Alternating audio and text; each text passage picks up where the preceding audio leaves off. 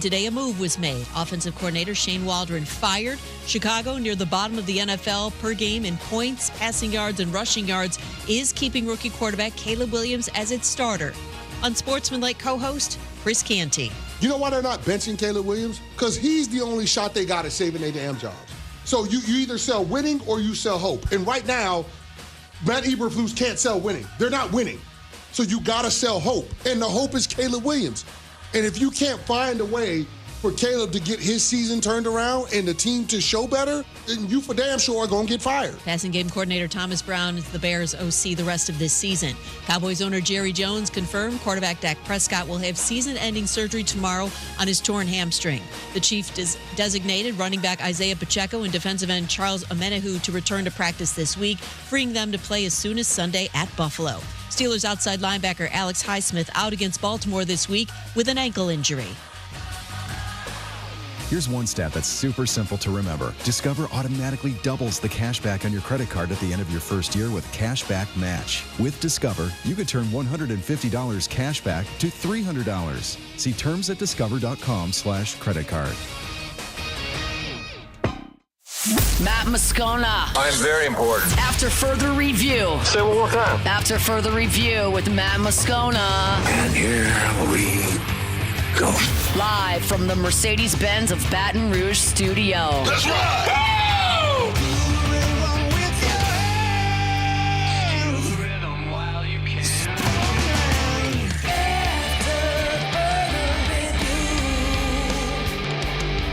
And off we go. Welcome aboard. Glad you're with us. It's AFR, powered by Sunshine, your hometown John Deere dealer in Louisiana. I'm Matt.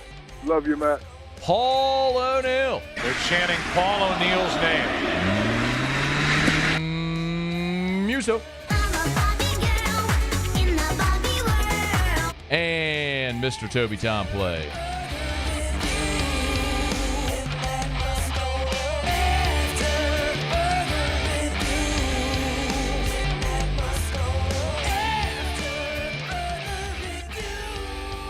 All right, we're here. Glad you are as well. Get out there and make it a good one. Shea Dixon in about 15 minutes. Brandon Taylor next hour. What's going on with the LSU defense? Our guy, J-Boy. Jay Crain will be here in hour 3. Just finished a spot on Crain and Company. So we'll do some reciprocal shows today. Let us begin as we do every single day.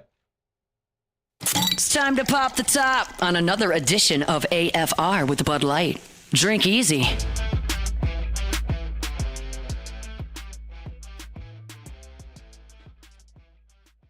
Okay, I'm going to warn you that this is going to sound insane. All right? Fair warning. Muse, I just told you in the hall what I'm leading with. Yes. Scale of 1 to 10, how crazy is what I just told you? I'd give it at least an 8. At least an 8? At least an 8. Well, because then we started talking about it more, and we were like, well, actually, you know. But given the feeling you had before I told you that. When you walked up and said what you said, I was like, excuse me. So, yeah, on that regard, 10. Okay. LSU lost on Saturday to Alabama. We've litigated it. We've talked about the future of the program, all that stuff. Okay. We've spoken our piece. All my opinions are there. YouTube, podcast, you can find it everywhere. And now with your third loss, the opportunity to make the college football playoff as an at-large is gone, right? We all understand that. You're not getting in as an at-large. The only way for LSU to make the college football playoff at this point would be to win the SEC. And in your mind, you're thinking, yeah, well, that's not going to happen anymore. You just lost to Bama and tiebreakers and head-to-head and all this sort of stuff. And so you just shoo it away. So I'm sitting at my desk a bit ago, and I was like, all right, let me do a segment today on the show of what would have to happen. Like, if you're an LSU fan and you're watching football the next 3 weeks, what are you cheering for that could get LSU to Atlanta? Because remember, if you go to Atlanta, I know, by the way, I know this sounds crazy. I know you're like rolling your eyes, Matt. I promise, I know it sounds crazy, but that's why I asked Muse to start it that way. Because it's as crazy as it sounds that I'm even talking about LSU in the playoff, what I'm about to tell you is going to floor you. Okay, so please be patient and let me set this up. So the only way into the playoff for LSU now is to win the SEC. The top 4 conference champions, no matter where you're ranked, the top 4 conference champions are seeded 1 through 4 and get a bye. So LSU could be ranked 15th, but if you win the SEC, you're a top 4 seed and you get a bye. Make sense? Like Notre Dame can never be seeded higher than 5. Notre Dame could be undefeated and ranked number 1 in the country, but because they don't play in a conference, they can never be a top 4 seed. The highest they can ever be is 5. Make sense? Okay. So I'm putting pen to paper going, what is it going to take? Like, what would it take? What do you have to cheer for over the next 3 weeks for LSU to get in? And here's the path. Number 1, LSU's got to win out. Okay? You can't lose again. You got to finish 6-2 in the SEC. You lost to A&M. You lost to Bama. And look at what you have ahead. You're at Florida, where you're a favorite. You're home against Vanderbilt, where you're going to be a favorite. And you're home against Oklahoma, where you're going to be a favorite. So you're favored in your final 3, but you got to win them. Far from a guarantee right now. Leaky defense, turnover-prone quarterback. I'm not saying it's going to happen. What I'm saying is you're favored. You need to win the next 3. Number 2, you need Georgia to beat Tennessee this weekend. Give me a line on that game, please. You need Georgia to beat Tennessee. That game's in Athens. Tennessee currently has 1 loss. So if you have multiple 1-loss SEC teams, they go play for the conference championship. Like, you're out. So Texas A&M has 1 loss. Tennessee has 1 loss. Who's the other 1-loss team I'm missing? Texas A&M? Texas has 1 loss. No, I said Texas A&M. So Texas A&M, Tennessee, and Texas. But Texas and Texas A&M are going to play each other. So you need Tennessee to lose. What's the line? The line on that is Georgia 10. Georgia 10. Georgia 10. Georgia 10? Georgia 10. Okay. So if Georgia, by the way, they don't need to cover the spread. They just have to win. Georgia, as a 10-point favorite, needs to win at home against Tennessee. LSU needs to win out. Do you know the only other thing that needs to happen? Arkansas needs to beat either Texas, not likely, or Missouri. If that happens, LSU at 6-2 goes to the SEC championship game to play the loser of Texas A&M. Are you floored? Muse, I just said it out loud again. How you feeling now hearing me spell it out for you? Feel good. Feel good about it. I mean, I know. I'll explain. So the SEC tiebreakers, as you go through them, you would get down to the 4th tiebreaker. The first one is head-to-head competition among the tied teams. Well, we're talking some combination of LSU, Georgia, Ole Miss, Bama, Tennessee, Missouri, Texas A&M, or Texas. Right under the scenario I just laid out, let's say hypothetical, Arkansas beats Missouri, so Missouri's out. So it's LSU, Georgia, Ole Miss, Bama, Tennessee, and then the loser of Texas A&M. That would be 6 teams at 6-2. Okay? Head-to-head competition among the tied teams. Well, they didn't all play each other, so there isn't a head-to-head that goes. The second is the record versus common opponents among the tied teams. You'd go past that one because you don't have a common opponent among all those. The third is record against the highest or best place conference opponent in the conference standings, proceeding through the conference standings among the tied teams. You don't have that common opponent, right? So it would go to the 4th tiebreaker, which is the cumulative conference winning percentage of all conference opponents among the tied teams. Meaning, you would look at the 8 SEC games that LSU played, that Georgia, Ole Miss, Bama, all of them. The 8 games they played, get the total win-loss record, and look at that winning percentage. Right now, the cumulative winning percentage of LSU's conference opponents, they're 26-24 for a winning percentage of .520. Follow me? The next closest right now is Georgia at 437. A&M's at 434. Ole Miss is at 431. Missouri's at 428. Texas is at 430. Tennessee's at 380. So you're so far ahead, none of those teams can catch you. The one caveat that I mentioned is Alabama. As of today, LSU and Alabama have identical 520 opponents' conference winning percentages. LSU's opponents are 26 and 24. Bama's are 25 and 23 for an identical 520. So, if Arkansas, who LSU played and Bama did not, beats either Texas or Missouri, both of whom Bama did play, LSU would pass Bama for opponents' cumulative conference winning percentage. And LSU at 6-2 would go to the SEC championship game to play the loser of Texas A&M. What? You're looking at me with a... The winner of Texas. The winner. My bad. Sorry. Yeah, okay, the winner. The winner of Texas A&M. Who would be at 7-1. Would be the only one-loss team in the league. I keep looking at it, and I'm like, there's no way that's true. There's no way that's true. There's no way that would happen. Like, how it got to... And I know what people are saying, but what about head-to-head? You bypass head-to-head. Because and you could say, well, Bama beat LSU. Yes, but LSU beat Ole Miss. And Ole Miss beat Georgia. And if this, in this scenario, Georgia would have beaten Tennessee, but Tennessee beat Bama. And so, like, the head-to-head doesn't work because you just have this round robin. So you keep going down to the cumulative conference winning percentage, which is the fourth tiebreaker, and LSU would win it. And you want to know why they'd win it? Because for the first time in forever, LSU didn't play Mississippi State or Auburn, who are two of the worst teams in the league. And because those two teams, and like, for example, Georgia played Kentucky and Auburn. It's dragging them down. I think Georgia played Mississippi State too, didn't they? They did. Georgia played Mississippi State. They played all three of them. So that's what Georgia is dragged down by that. So even though Georgia played Texas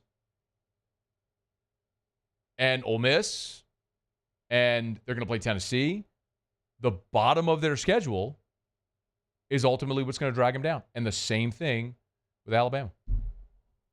I'll be damned. I would love to live in a world. Love to live in a world where LSU and Alabama are both 6-2. And LSU wins a tiebreaker and goes to Atlanta, wins the SEC championship, and Alabama doesn't. I would love to live in that world. I would love to bathe in the afterglow of that world. Because you know what would happen as well is other teams that got bumped out of the playoff would get the at-large spot. Like LSU would basically be a bid stealer. Oh, God. I am the biggest Georgia Bulldog fan in the world. If you're an LSU fan, you got to cheer for Georgia. You got to cheer for the teams you've played. But mostly you got Georgia has to beat Tennessee. And look, I would just love it if Bama went and face planted and lost to Oklahoma or to Auburn. Like, that's another way to make this real easy. Because all you would need then is for Georgia to beat Tennessee. Well, you got to win out. But y'all, the path? I'm not telling you it's super likely, but it's way more possible than any of us thought, any of you thought 14 minutes ago.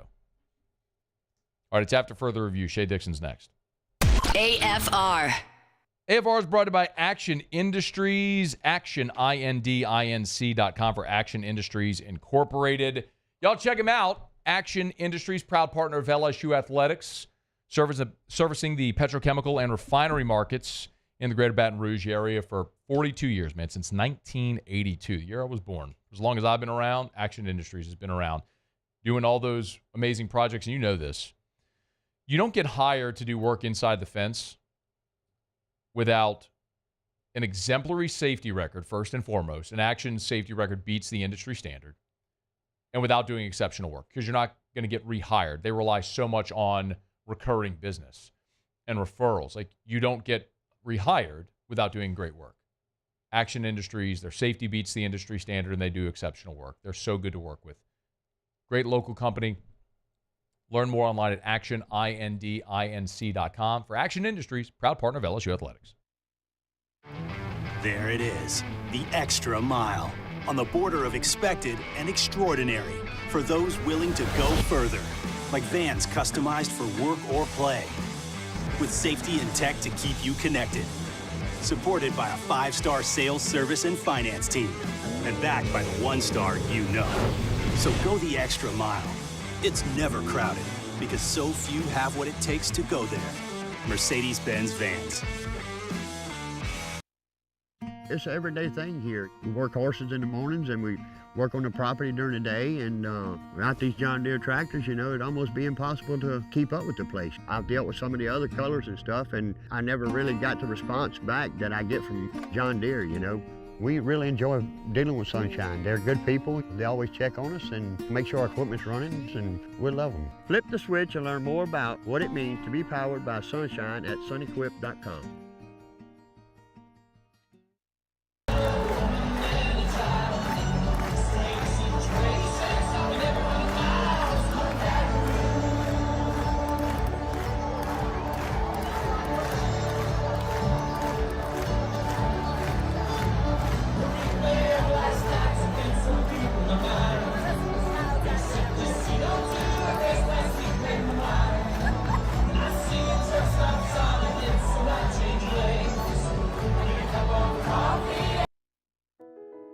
I've been doing business with Luba for 25 years. They're dependable, trustworthy. It's just the attention to detail with our clients. Our folks have years and years of experience. They're highly trained professionals, but many companies have that asset. What I'd like to think makes Luba a bit different is that we use those talents in a way that truly is dedicated to serving the needs of the folks who depend on us.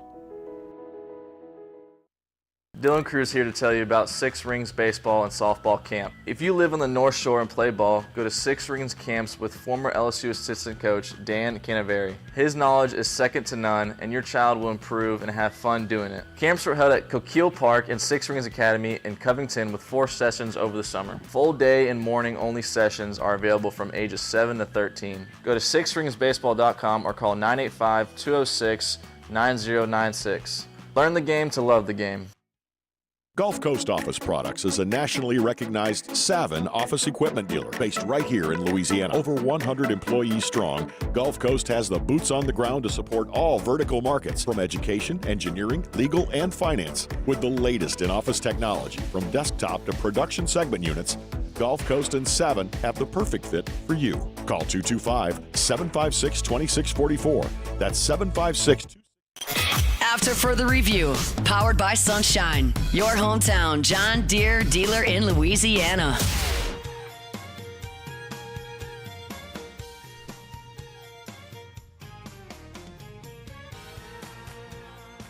Well, the game was a total dud. Did that have any impact whatsoever on the massive amounts of recruits that were on campus Saturday for LSU Alabama? Shea Dixon on 3, the Bengal Tiger, joins us. Shady, how are you, man? I'm doing well, Matt. How are you? Really good. All right, so the game stunk. The question everybody wants to know and is sort of fearful of, when you go lay an egg like that and get thoroughly dominated, does that leave a sour taste for the bevy of 5 stars and blue chip recruits that were in attendance Saturday night?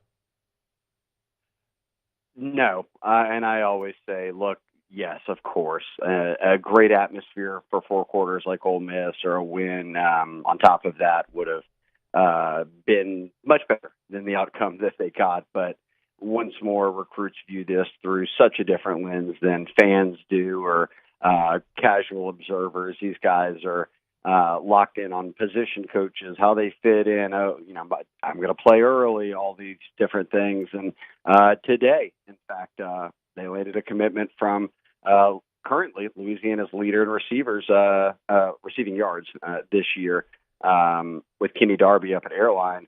But he was at the LSU game this past weekend, and he said coach and staff showed him a great time, all of that. And he said after leaving campus from the game, before he even left, he said, "Hey, I'm getting a chance to meet with Coach Kelly. I'm ready to shut it down. This is where I want to be." That was after LSU was on the wrong side of that type of game. So, yes, it's a Louisiana kid, but that's the point. You're supposed to lock them up, and whether win or lose, that's what they did. Well, Shea, let's come back to Alabama then. Since you mentioned Darby, we'll go there. The Tigers did get a commit for 2026 from Kenny Darby. Why don't you give us the nuts and bolts there? Yeah, he's been on fire. He was committed to Mississippi State and then backed off that commitment. LSU had been recruiting him and picked up his offer and committed kind of over the weekend. They said, "Hey, if you come down here and things check out, we'll move forward with it." And they gave him the offer. He committed on the spot pretty much and announced it today. You and I were together earlier when he announced his decision. But through 10 games, I think Airline's played, he's right at about 1,500 yards, 20-plus touchdowns. He's got about 80 catches. This is what we talk about when we say keep Louisiana's best receivers at home. And you can glance up right now who's out there leading, top 5, 6 rookies in the NFL. The 1-2 punch is Malik and BT. And then right behind them a few spots is Keon Coleman from Opelousas. So if you keep these guys home in Louisiana and make the right evals, that you set yourself up pretty well at receiver.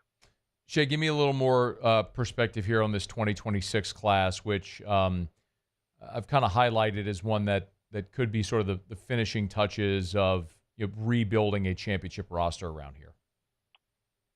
Well, they already have 5 commits, and they have a couple of wide receivers already committed. Ja'Kai Anderson committed already as well. We've got him as a 4-star on 3. Recently bumped him into the top 300 based off of what he's done this year as a junior over at McDonough 35. He's been really good. They've got Aiden Hall committed at safety. He's a top 3 safety in the entire country coming out of Edna Carr. They've got a top 5 D lineman already committed out of Edna Carr and Richard Anderson. Jalen Chapman, an offensive lineman from Warren Easton. So they're out to a quicker start than maybe normally. And I think it's because even before this season started, Matt, they had 26, 27 commitments. So you move on to the next class, and no shock that the first wave of commitments, 5 of them, are all from Louisiana. In fact, he becomes Kenny Darby, the first one not from New Orleans. But you can tell they're buckled in, and when you look at who's out there, the number 1 safety, Blaine Bradford, his brother's committed to LSU in this current class as a safety, Jacob Bradford. Lamar Brown, one of the top O-line prospects. I think that's where he's going to end up playing, at least in the country, playing here at U-High. And the list goes on and on. But you're right. It is once more one of those cycles where you look at and say, man, if LSU can keep these guys home, then that's the type of classes they can build, towards championships with. He's on Twitter at Shea Dixon. So you mentioned guys from New Orleans in 26. Well, of course, Jakeem Stewart was that. He's reclassified for 25. Jakeem Stewart took his official to LSU this past weekend for the Bama weekend. What can you tell us? How'd it go? I think it went well. I mean, look, you want to win. That would have been a bigger thing. But at the same time, I think that he viewed it as a really good visit, an opportunity to really sit down and talk with the staff about everything.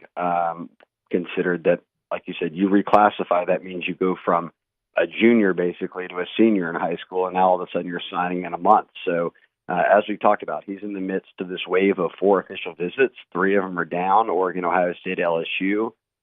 Southern Cal is left for this week, or weekend, I should say. And then from there, he'll mull over the decision and plans to sign on December 4th. My pick's been on LSU. I haven't moved it. I do think that Oregon and Ohio State are they are real competition here.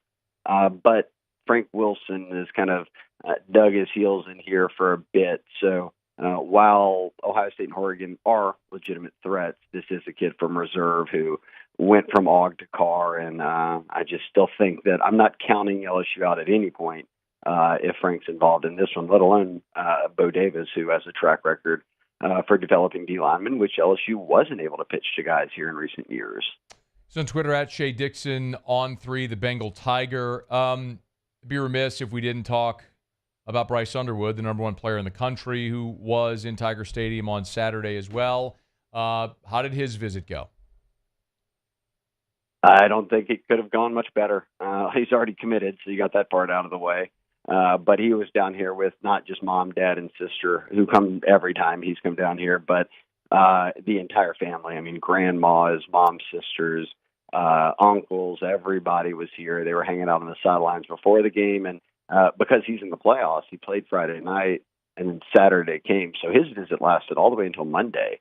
But that included even Sunday night dinner with the staff, everyone from Brian Kelly to Sloan to Frank Wilson and obviously more from everything I've picked up. And I'm hoping to catch up with the Underwood camp here soon and, they see if they'll go on record about where things stand. But everything I've heard is that LSU, unless barring some massive shift, that nothing's changed, and the number one player in the country is expected to sign here in a few weeks.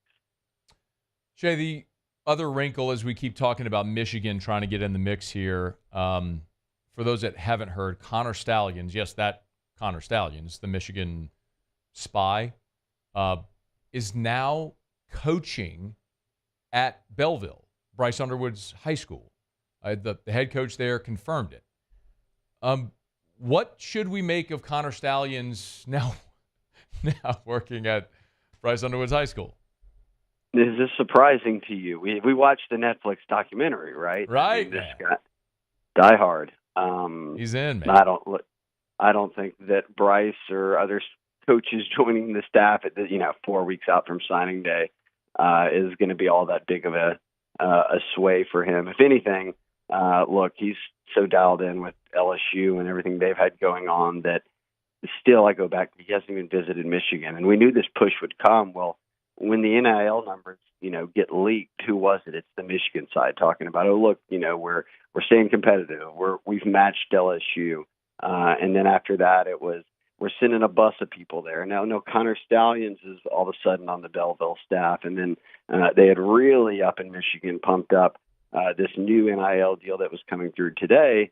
And it was passes, which LSU's already been involved with. And in fact, when passes joined the NIL landscape, the first deal they did was with a Miss Livy Dunn for a multi-million deal out of LSU. So I'm not sure if that, and look, passes and joining up with Michigan is going to move the meter that much for a guy like Bryce at this stage, when you could just turn around and say, oh, that company, the one that Livy Dunn, our gymnast, struck a $2 million deal with, that was, or however many million, that was the very first deal passes ever did with a collegiate athlete.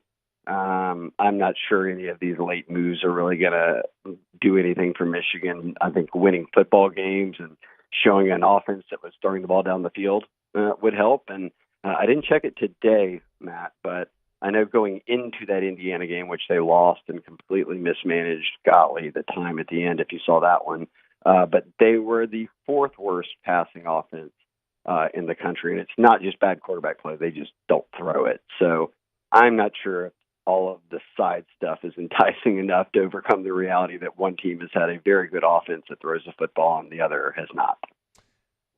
Shea, before you go, you want to empty the notebook on a giant weekend? Anything else we haven't touched on that we should know? I think that, look, DJ Pickett was in town, Harlan Berry, your 5 stars. Right now, LSU has 27 commits. I think it's just about holding on. Underwood, all these guys. They'll have a couple guys, I think, that will, end up staying closer to home or things like that, but nothing that's going to shake up this class in any major way. And here's my fact of the day, Matt. LSU's had a top 3 class. Number 2 class went on 3, but the other ones right around them are Bama, Georgia. All 3 of those schools have 2 SEC losses. We don't see any wave of decommitments from any of them. That's what just goes to show you that these schools know what they're doing. They stay in the top 5 every year for a reason, no matter if they go undefeated or if they have a 9-3 finish. And like I said, right now, the who's who, Bama, Georgia, LSU, if that's your, in Texas, are the 4 of the 5 teams in the top 5 SEC in recruiting. Texas is doing well, but they've got an SEC loss. So I'm not pressing the panic button on anything. And it's been about 3 days now, and there were no decommitments. ULM, New Mexico State, Air Force, and Army. Those are what, the undefeated teams? No, those are the Those are the only. Those are the only teams in the country who throw it less per game than Michigan. Oh, I did just have that pulled up. Yep. 134 yards a game. Michigan's ranked 130th, just behind Kennesaw State, who fired their head coach yesterday or today, one of these days. Dynamic. Can't imagine why a and quarterback to the wouldn't top. want to. LSU's at 7. Yeah, it's interesting. Can't imagine why a guy like Bryce Underwood wouldn't want to go be a Michigan man. I don't know. Things that make you go, Shea Dixon on 3, the Bengal Tiger. Appreciate it, man. Thank you. You got it, Matt. Anytime. All right. We appreciate it as always. And again, LSU did get a commit today from Kenny Darby out of Airline, wide receiver. That's Airline up in Shreveport. So another Tiger coming out of the 3-1-8, 3-1 great, making Hester proud. Tigers already stockpiling for 2026. All right, quick break. We'll go around the SEC when we come back. Scott Kushner will be here in about 45 minutes. Oh, my God, the Pels. I don't know why, but we're going to do this Pels segment. If you haven't heard, Jose Alvarado, hamstring injury, he's out 6 weeks. That's now six major contributors for the Pelicans out with injuries. Unbelievable. And Brandon Taylor in 1 hour. Talked about it a bit yesterday, but it's very clear that run fits and tackling in the secondary are a problem for LSU right now.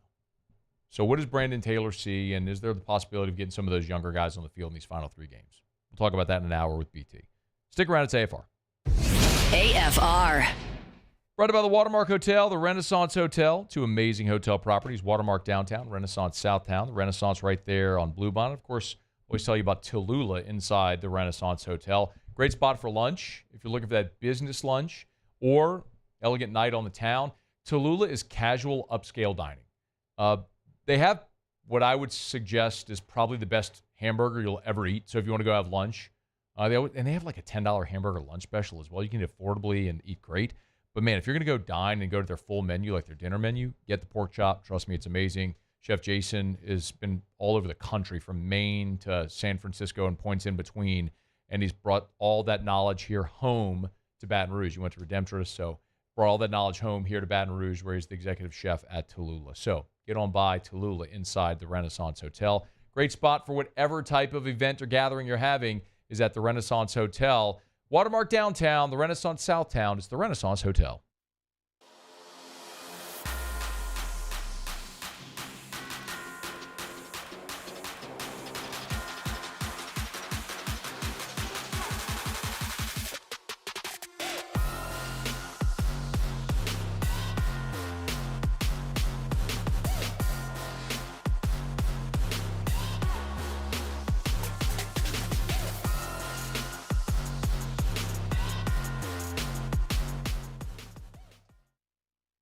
Breck teamed up to reimagine your parks, and you imagined big.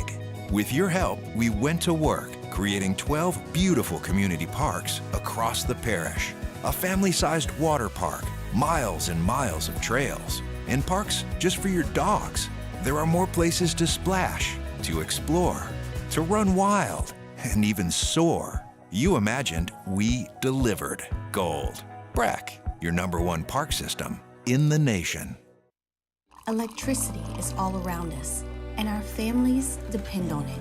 Every day is sparked by the power of a cold drink or a warm meal, a movie night, and a comforting light at the end of a dark hallway. From sunrise to sunset, playtime to bedtime, our team is ready to take care of your electrical needs. Even in the case of an after-hours emergency, the light in your life shines brighter with Mr. Electric. Hey, it's Matt Moscona. For years, you've heard me tell you about Insurance Network of Louisiana, helping you find better coverage for less money. But it's not just for your home and auto. They also offer commercial properties. So, retail stores, professional offices like doctors, dentists, attorneys, clothing boutiques. Insurance Network of Louisiana can find you better coverage for less money. They service the entire state of Louisiana, and they're local. So call today at 293-0450 or lainsurance.net. Jerry and Benny Payne began Central Plumbing Company out of their driveway in Tanglewood subdivision. 50 years later and 4 generations down the road, we continue to serve Baton Rouge and the surrounding areas for all of their plumbing needs. Residential, commercial, industrial, or hospitality, Central Plumbing is here 24/7, 365. We want to thank our customers, family, and friends for 50 years of success. And looking forward to 50 more. I've been doing business with Luba for 25 years. They're dependable, trustworthy. It's just the attention to detail with our clients. Our folks have years and years of experience. They're highly trained professionals, but many companies have that asset. What I'd like to think makes Luba a bit different is that we use those talents in a way that truly is dedicated to serving. Review, powered by Sunshine, your hometown John Deere dealer in Louisiana. Plowing these fields in the hot summer sun. Over by the gate, Lordy, here she comes with a basket full of chicken and a big cold jug of sweet. Oh, shout out Sunshine, your hometown John Deere dealer in Louisiana. Remember, we've been telling you for months that John Deere Gator they're giving away, the ATV with all the LSU designs all over it. They're pulling the winner. They're drawing for the winner for the Vanderbilt game. So it's a week from Saturday. Get your tickets. All the proceeds benefit 4-H and FFA. So go to the website, sunnyquip.com, sunnyquip.com. Buy your tickets. I think they're $20 a piece. Sunnyquip.com. My bad.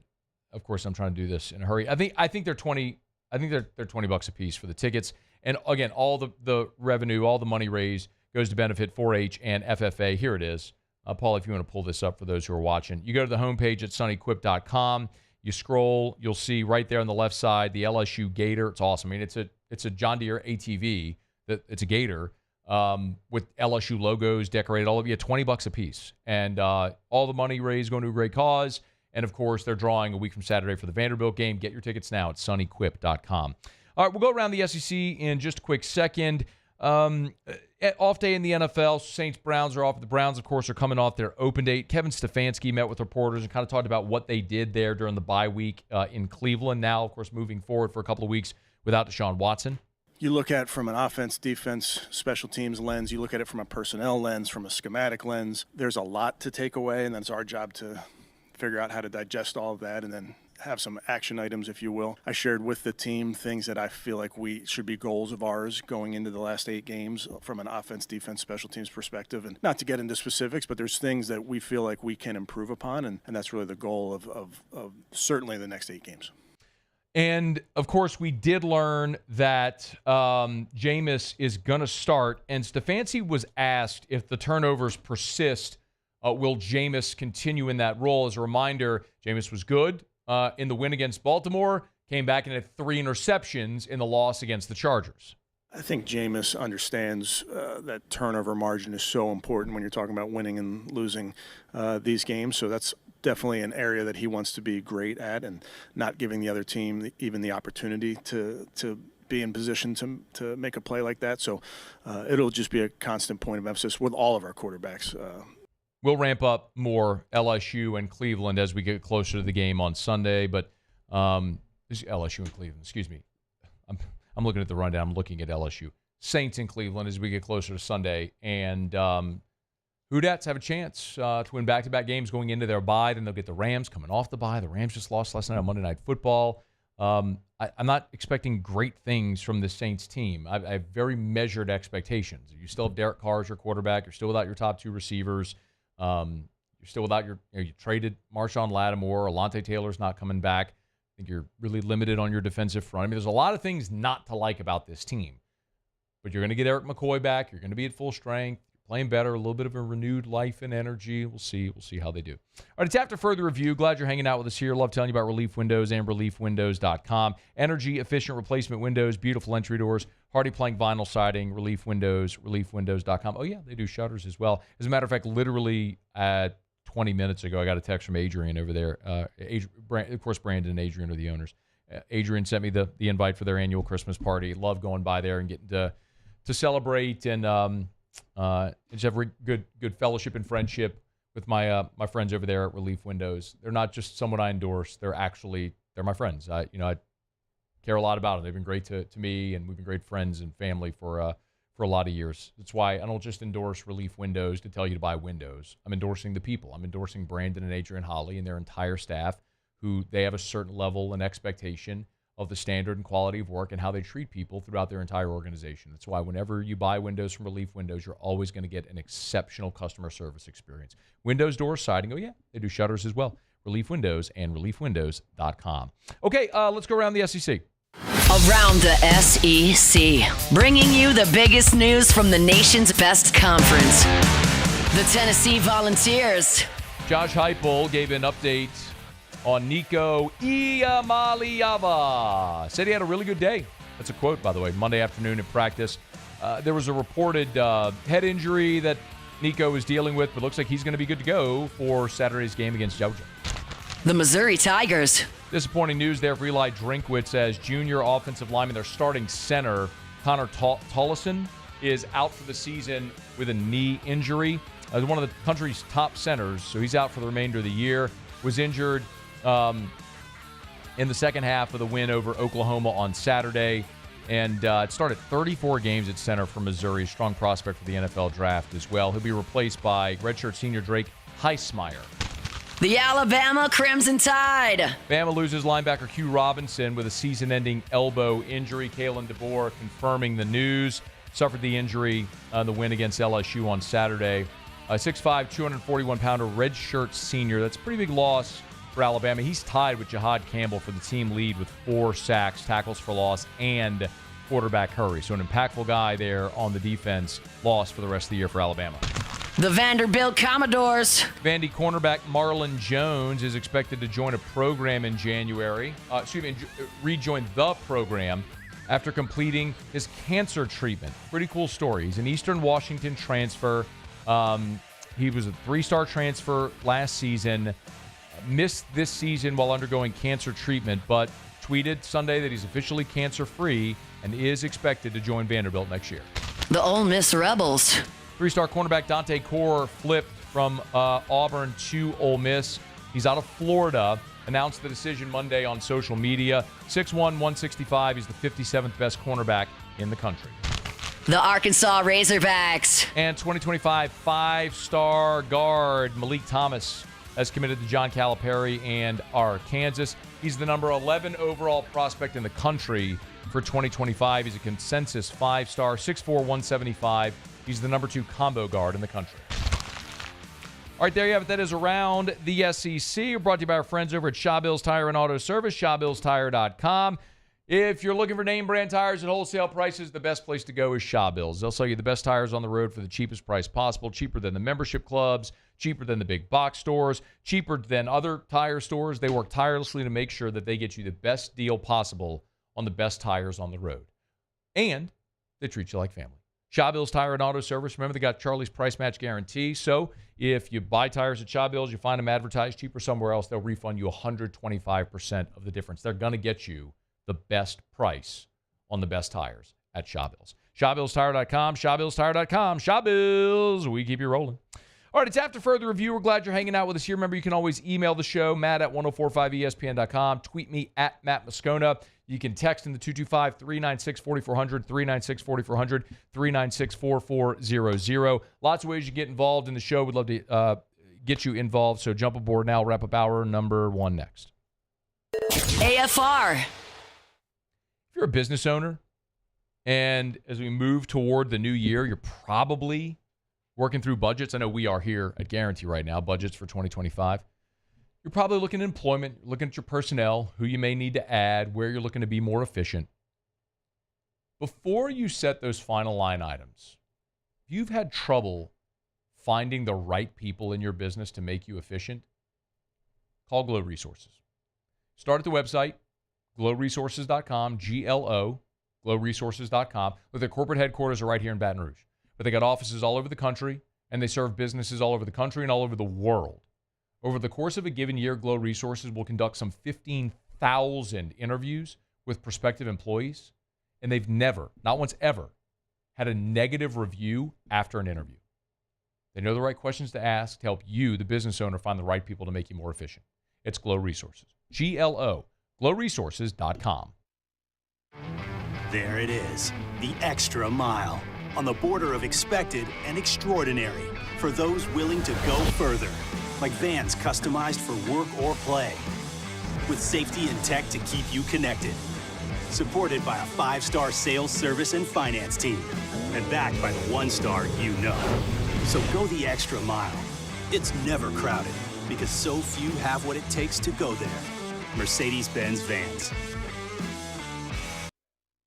It's an everyday thing here. We work horses in the mornings and we work on the property during the day, and without these John Deere tractors, you know, it'd almost be impossible to keep up with the place. I've dealt with some of the other colors and stuff, and I never really got the response back that I get from John Deere, you know.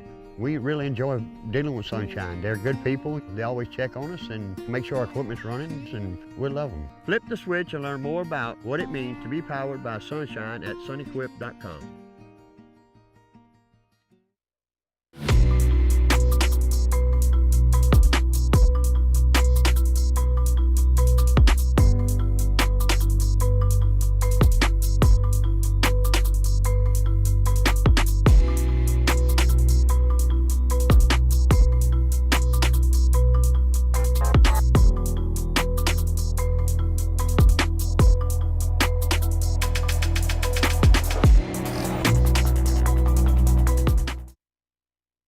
Dylan Cruz here to tell you about Six Rings Baseball and Softball Camp. If you live on the North Shore and play ball, go to Six Rings Camps with former LSU assistant coach Dan Canaveri. His knowledge is second to none, and your child will improve and have fun doing it. Camps were held at Coquille Park and Six Rings Academy in Covington with 4 sessions over the summer. Full day and morning only sessions are available from ages 7 to 13. Go to sixringsbaseball.com or call 985-206-9096.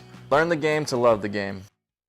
Gulf Coast Office Products is a nationally recognized Savin office equipment dealer based right here in Louisiana. Over 100 employees strong, Gulf Coast has the boots on the ground to support all vertical markets, from education, engineering, legal, and finance. With the latest in office technology, from desktop to production segment units, Gulf Coast and Savin have the perfect fit for you. Call 225-756-2644. That's 756-2644 for Gulf Coast Office Products. Breck teamed up to reimagine your parks, and you imagined big. With your help, we went to work, creating 12 beautiful community parks across the parish. A family-sized water park, miles and miles of trails, and parks just for your dogs. There are more places to splash, to explore, to run wild, and even soar. You imagined, we delivered. After further review, powered by Sunshine, your hometown John Deere dealer in Louisiana. Just look at her face. She ain't a fooling me. She thinks my tractor's sexy. Coming off LSU's loss to Alabama, a lot of the bowl projections are out. Not great, Bob, as they would say for LSU. The two guys over at ESPN, Kyle and Mark, Kyle Bonagura has LSU playing Minnesota in the Music City Bowl. Oh, do you have college football music? I would love some college football music if you had that while I run through this. Kyle Bonagura has Minnesota in the Music City Bowl. I mean, Nashville's lovely. Ooh.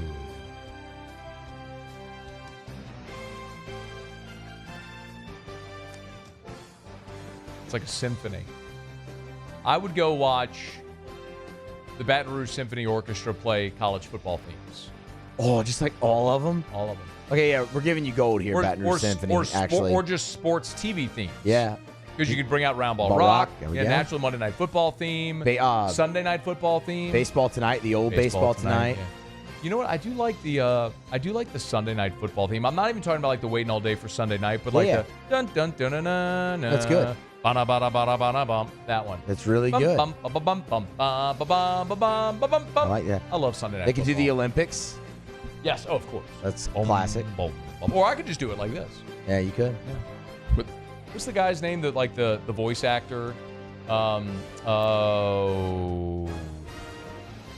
went on one of the late night shows and did Zeppelin, Whole Lot of Love. Someone's going to say know exactly what I'm talking about. Someone will text me. All right, anyway, all right. Kyle Bonagura has LSU against Minnesota in the Music City Bowl. How do you feel about that?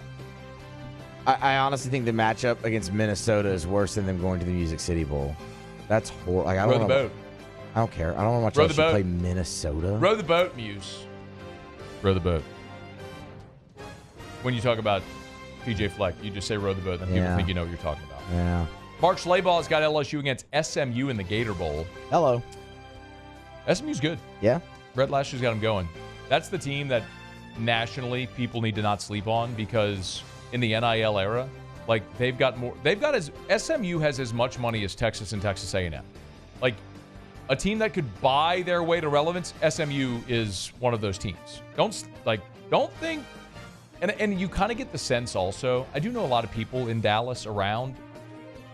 I'll say this: I have a friend who's let's call it a prominent SMU alum, a board benefit, all that stuff, and they are really motivated to be good. And there's still a lot of exposed nerve endings from the death penalty and all that stuff because like everybody else did it, and y'all basically eliminated our program. So sleep on SMU. Brad Crawford over at 24/7 is LSU against Michigan in the Music City Bowl. That's a game everybody wants to see is LSU Michigan. Yeah. I'd get down with that. Never happened. Correct. And Les worked so hard to make sure it didn't happen while he was here. He never wanted to play Michigan, and so they avoided it really at all costs. It almost happened in 06 with the Rose Bowl, which would have been awesome. And that's when it really would have been so good because you had the Les Angle there. Yeah. Well, Les wasn't there in 06.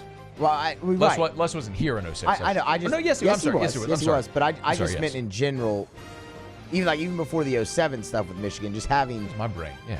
Like that would have made it really cool. Let's see. Jerry Palm has LSU against Louisville in the Gator Bowl. A lot of Gator Bowl here. Action Network, Brett McMurphy's got LSU Wisconsin and the Music City. A lot of Music City. Music City and Gator. Yeah. Athlon has LSU against SMU in the Gator. USA Today, LSU SMU in the Gator. I mean, look, there's worse places to go spend New Year's in Jacksonville. Beautiful town, NFL Stadium. SMU would be a good opponent. I don't think people would be super pumped about that. But you know what else we could see? What's that? LSU in the playoff. Yeah. How many people you think just got in their car or just turned on the show and are like, shut up, Scone, what are you smoking? That missed the opening segment of the show. Enough. Yeah. Enough of them, yeah. Yeah. I keep waiting for somebody, like, it can't be that easy, can it? Like, I keep waiting for somebody to fact check me and come and say, Scone, you actually got this wrong. Yeah. But I Musa, I spent an hour at my desk today going through all these scenarios. Like, I did it. Like, with my calculator and I went through all these scenarios. This is your math right here that we went through. And maybe I missed something. But if I missed something, it's just an unintended error from this being the first time we've ever seen this tiebreaker scenario. If you're just joining us and haven't heard, thank you. It's where I led the show today. LSU's path to the playoff there is singular. They got to go to the SEC championship game and win it.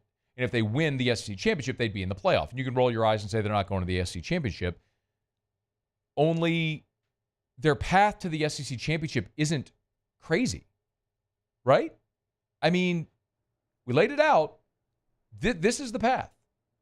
LSU's got to win their next 3 games. I'm not saying that's a given. Like, would you be stunned if LSU went and lost in the swamp?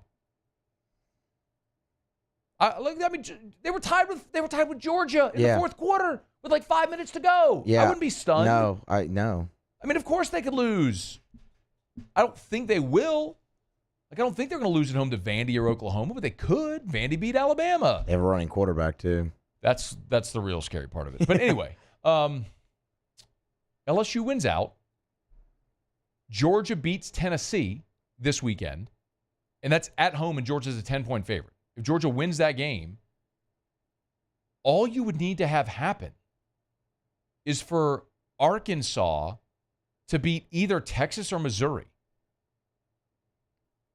And LSU would win a minimum 6-team tiebreaker of teams at 6-2 because their opponents' conference winning percentage would be the highest, higher than Alabama. So even if Alabama, point being, even if Alabama wins out and goes 6-2, if Arkansas beats Missouri, LSU's opponent winning percentage would be higher than Alabama's. LSU would win the 4th tiebreaker over a group of 5 other teams that would include Alabama. How stunning would that be? I mean, hunker down, you hairy dogs. We are all Georgia Bulldog fans this weekend, y'all. Tigers got to go win, too. All right, it's After Further Review. Tuesday show is powered by Sunshine, your hometown John Deere dealer in Louisiana. Get to sunequip.com, sunequip.com. Oh, check out, there's an awesome video they have on social media. It's the one that I was teasing a couple weeks back with the Weeks brothers and Troy Landry from Swamp People. The Shoot 'em! There's some big old gators on that video. It's all on the Sunshine social media. Y'all go check it out. All right. Speaking of LSU-Florida, let me come back. Now I got a break. Come back. Brian Kelly updated Garrett Dellinger's status, and Billy Napier updated DJ Lagway's status for Saturday. How big of an impact will those two injuries have on Saturday's game in the Swamp? That's next. AFR. We're brought to you by South Point Volkswagen and SouthPointVW.com. New and certified pre-owned in Baton Rouge and online at SouthPointVW.com. Okay, y'all. South Point Volkswagen, right now, Sign Then Drive is back. It is the best deal of the entire year. I've been telling you about it for more than a decade now. With Sign Then Drive, it's easy. This is part of their November sales event. 0 down, 0 due at signing, no security deposit, no first month's payment. Quite literally, you sign your name, and with little else, you're driving away in a brand new vehicle from South Point Volkswagen. Check out all the deals. Check out the inventory online at SouthPointVW.com. Remember, if it's on the lot, it's online at SouthPointVW.com. New and certified pre-owned. Maybe you're not looking for a new vehicle. Shout out to my guy, Kerry Manuel, the certified pre-owned manager over at South Point Volkswagen. Wheeling and dealing and get you in that perfect vehicle. At South Point Volkswagen. What's your direction? The Windsor Senior Living Community in Mandeville, Louisiana is a beautiful, vibrant apartment community geared towards seniors. They are nestled right in the heart of Mandeville, where seniors live a more carefree lifestyle in spacious apartments with the peace of mind that comes from having a little extra help. Call the Windsor at 985-624-8040 to schedule a lunch and tour. Come see how the Windsor can be your passport to peace of mind. Electricity is all around us, and our families depend on it. Every day is sparked by the power of a cold drink or a warm meal, a movie night, and a comforting light at the end of a dark hallway. From sunrise to sunset, playtime to bedtime, our team is ready to take care of your electrical needs. Even in the case of an after-hours emergency, the light in your life shines brighter with Mr. Electric. Hey, it's Matt Moscona. For years, you've heard me tell you about Insurance Network of Louisiana, helping you find better coverage for less money. But it's not just for your home and auto. They also offer commercial property. So, retail stores, professional offices like doctors, dentists, attorneys, clothing boutiques. Insurance Network of Louisiana can find you better coverage for less money. They service the entire state of Louisiana, and they're local. So call today at 293-0450 or lainsurance.net. Jerry and Benny Payne began Central Plumbing Company out of their driveway in Tanglewood subdivision. 50 years later and 4 generations down the road, we continue to serve Baton Rouge and the surrounding areas for all of their plumbing needs. Residential, commercial, industrial, or hospitality, Central Plumbing is here 24/7, 365. We want to thank our customers, family, and friends for 50 years of success. And looking forward to 50 more. I've been doing business with Luba for 25 years. They're dependable, trustworthy. It's just the attention to detail with our clients.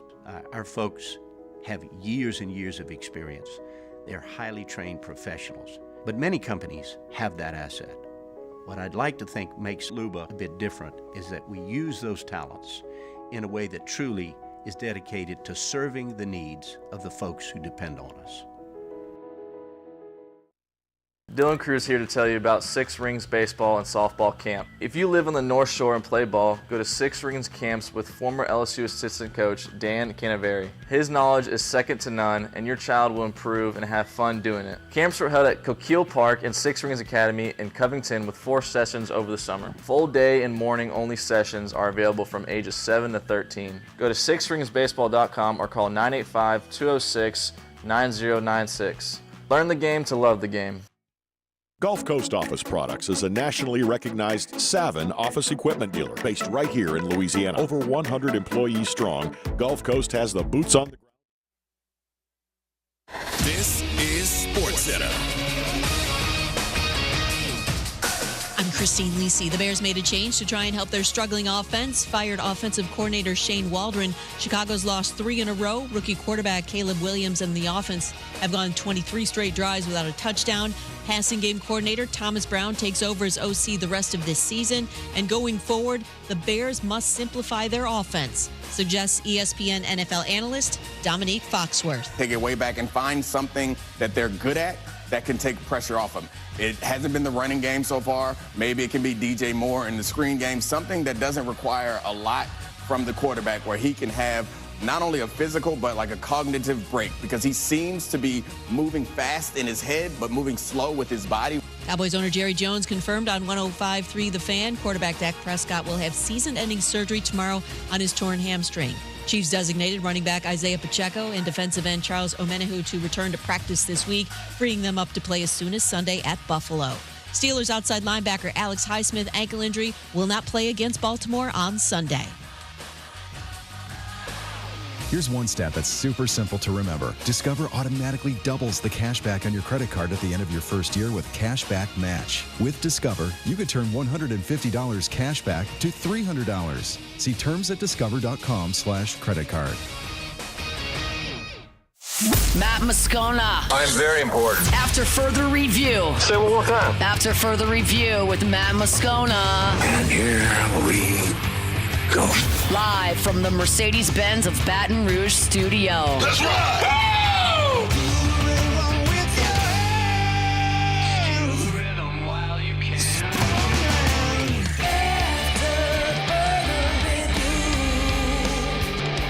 Hour 2, off we go. Welcome aboard. Glad you're with us. It's AFR, powered by Sunshine, your hometown John Deere dealer in Louisiana. I'm Matt. This is Shaq O'Neal, and I hate Matt. Paul O'Neal. They're chanting Paul O'Neal's name. You, sir. And Mr. Toby Tomplay.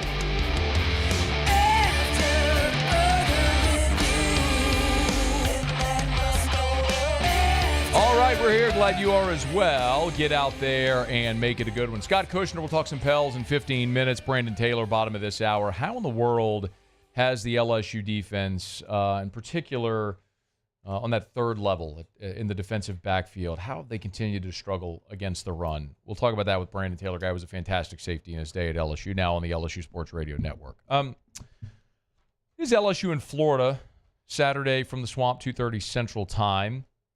There's 2 players, one from each side, that are pretty significant that we're kind of keeping an eye on how it goes this week to see about their availability. From the LSU perspective, it's Garrett Dellinger. We know the LSU senior left guard who's played in 41 games with 30 career starts, was injured against Texas A&M, replaced by Paul Mabenga. Mabenga started the game against Alabama.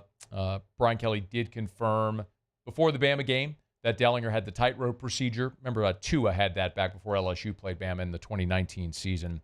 Here was an update on Garrett Dellinger from Brian Kelly on Monday. Garrett will go out and run today, and we'll get a better sense of where he's at after today's workout.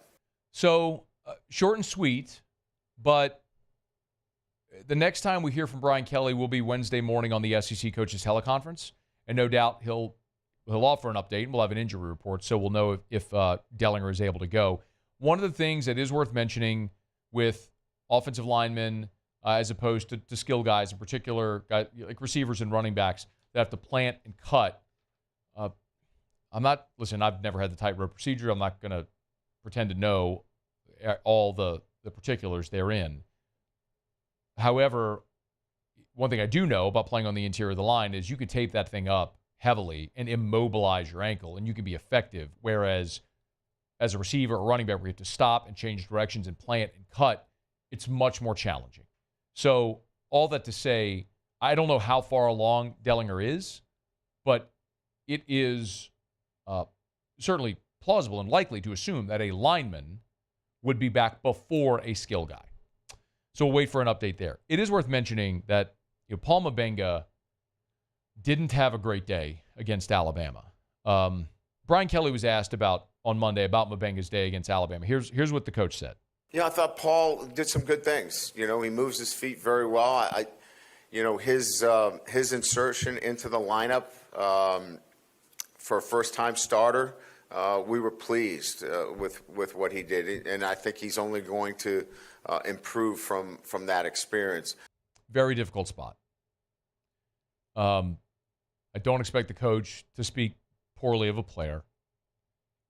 However, if you go look at Pro Football Focus, and again, I always say it with PFF, it is a metric. It's not the metric. Paul Mabenga was your lowest graded player on the team coming out of that game. And that's not a great surprise. It's a second-year guy making his first start in that environment. Unenviable. Mabenga's pass protection grade was a 27. His run grade was a 40. And his overall grade was a 42.1. He was the lowest graded player on the team.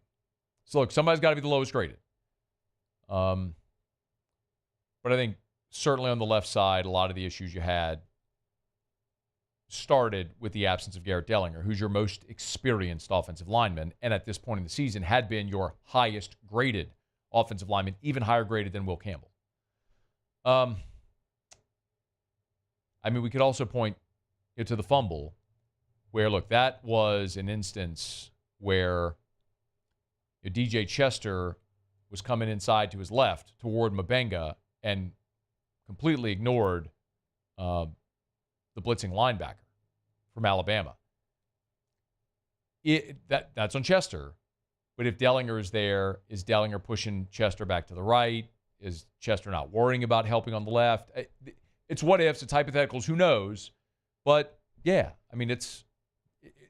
Dellinger not being there is a significant downgrade. It's not a knock on Mabenga. He's a young player who's going to grow and get better. But it's a big loss for LSU. Now, here's the good news.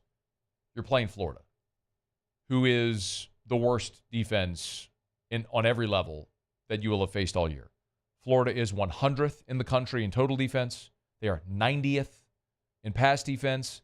They are 93rd in rush defense. They are 89th in scoring defense. As far as sacks, they're 54th. TFLs, they're 78th. It's a bad football team. They're 4-5 right now. Credit them for playing well and getting those wins against State and UCF and Kentucky. But, my goodness, they were outclassed against Miami and Texas A&M. They played a close game against Tennessee. To their credit, they played a close game on the road against Tennessee. And at a neutral site against Georgia, they were tied in the fourth quarter with about 5 minutes to go. So they've played hard. But it's also worth looking and saying, man, they lost to Georgia. They went and got blown out at Texas 49-17. Now here comes LSU. Then they got to play Ole Miss before they go to Florida State. It might get worse for Florida before it gets better. There's an opportunity for LSU offensively, if you protect the football, to make some hay against this defense. And then the other component is DJ Lagway. So Lagway, of course, is the freshman 5-star, the number one quarterback in the country for the class of 2024. When Graham Mertz was injured, out for the season, Lagway replaced him. Lagway had played some early in this season already. Lagway went down against Georgia with a hamstring injury, so severe that he was carted off. He couldn't even get up and walk off the field. He was carted off the field. Did not play in the game against Texas, but Billy Napier was asked for an update on DJ Lagway. He gave this update on Monday. Well, the good thing is we worked him out this morning, and we felt good about what we saw. So now does that mean he's 100%? I don't necessarily.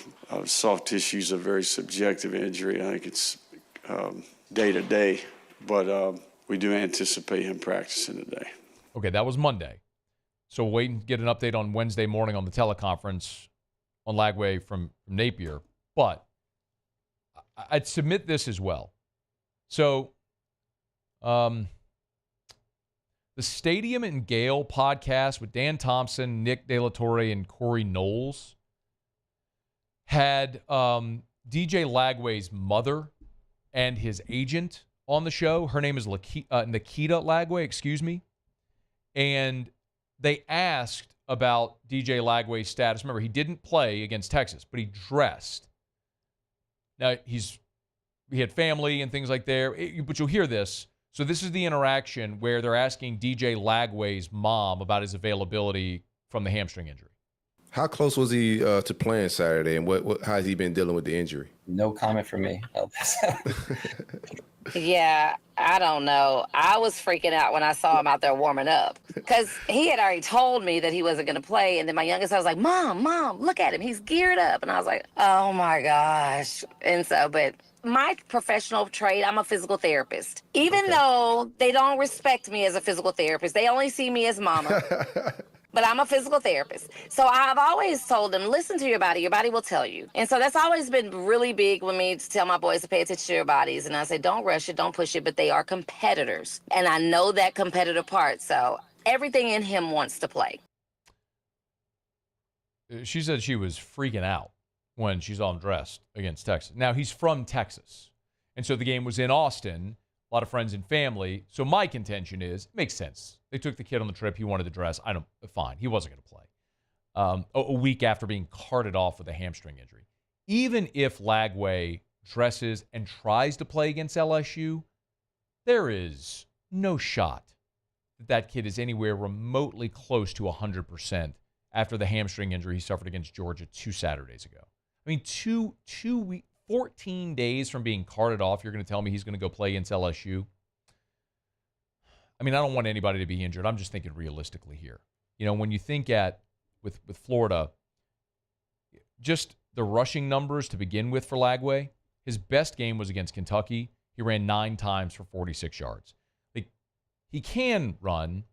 In Napier's offense, he wants a dual threat quarterback. But here's Lagway's rushing totals.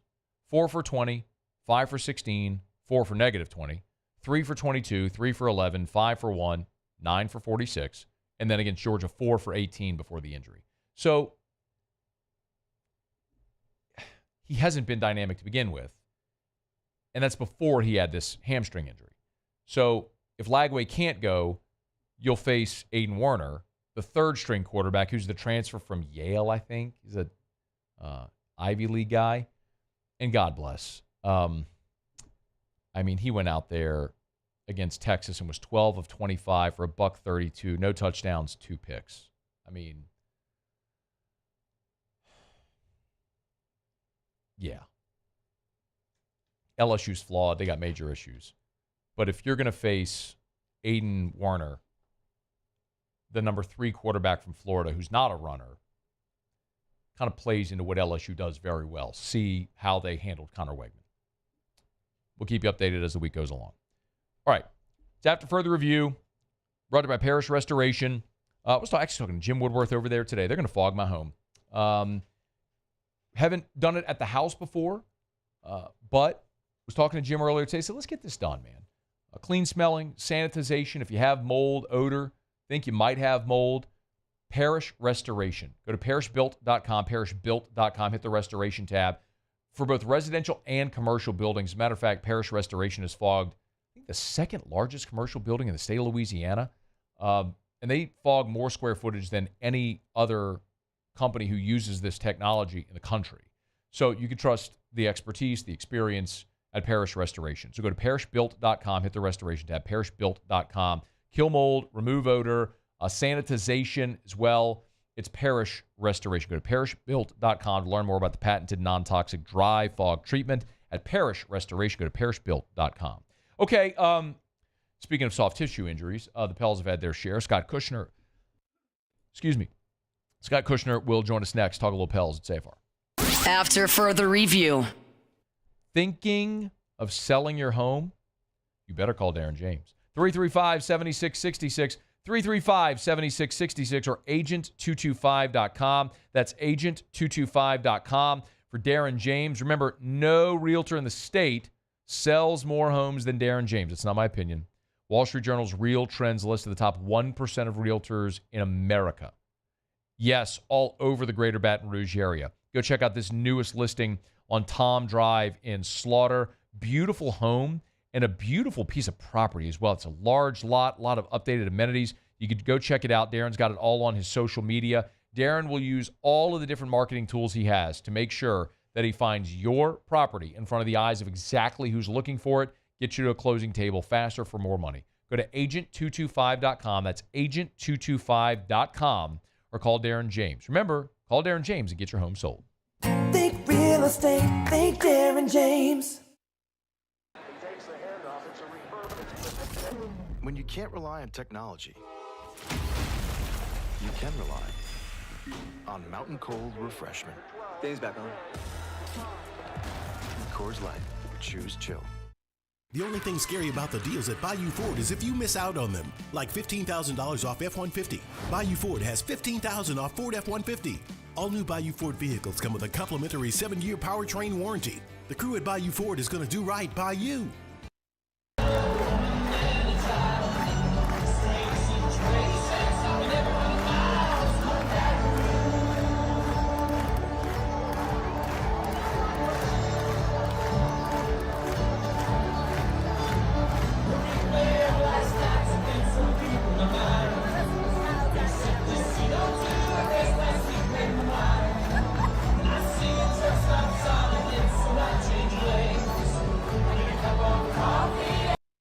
Electricity is all around us, and our families depend on it. Every day is sparked by the power of a cold drink or a warm meal, a movie night, and a comforting light at the end of a dark hallway. From sunrise to sunset, playtime to bedtime, our team is ready to take care of your electrical needs, even in the case of an after-hours emergency. The light in your life shines brighter with Mr. Electric. Hey, it's Matt Moscona. For years, you've heard me tell you about Insurance Network of Louisiana, helping you find better coverage for less money. But it's not just for your home and auto. They also offer commercial property. So, retail stores, professional offices like doctors, dentists, attorneys, clothing boutiques. Insurance Network of Louisiana can find you better coverage for less money. They service the entire state of Louisiana, and they're local. So call today at 293-0450 or lainsurance.net. Jerry and Benny Payne began Central Plumbing Company out of their driveway in Tanglewood subdivision. 50 years later and 4 generations down the road, we continue to serve Baton Rouge and the surrounding areas for all of their plumbing needs. Residential, commercial, industrial, or hospitality, Central Plumbing is here 24/7, 365. We want to thank our customers, family, and friends for 50 years of success. And looking forward to 50 more. I've been doing business with Luba for 25 years.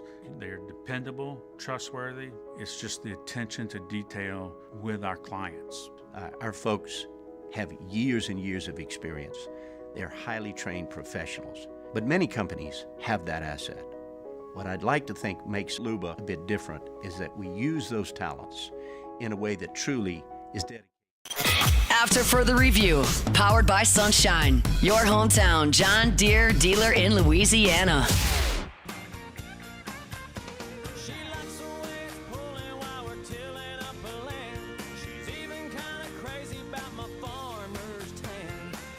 Pels drop another one.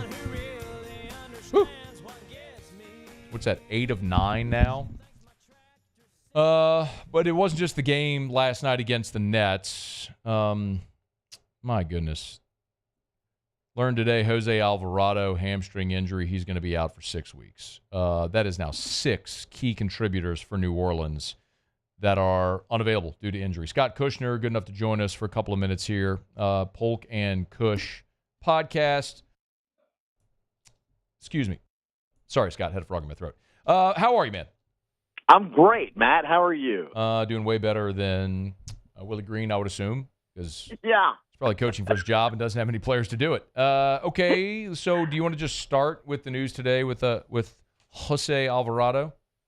We need hamstrings, delivery of hamstrings. Does FEMA provide hamstrings to New Orleans? I would offer my hamstrings, although my 42-year-old hamstrings probably aren't going to do a whole lot for them, although I do a lot of hot yoga, so I do keep my hamstrings pretty limber. I don't know what the heck's going on over here, man. It's crazy. The Saints had how many hamstring injuries? And you had the Zion news yesterday that he's out 4 to 6 weeks, and then the Alvarado news today, and they revamped their whole medical side, or not medical, but training side in the off season. That was supposed to be a big point of contention and this big emphasis. And It hadn't worked. Whatever it is, they are perpetually, with a couple of exceptions, they're perpetually the most injured team in the NBA for like a decade. It makes no sense unless there's something systemic going on. And there's no reason to think it's systemic because they keep changing people who are doing it. So it is it's very bizarre, and it's really unfortunate. And look, even they had like this extremely soft schedule so far, and they're losing every game.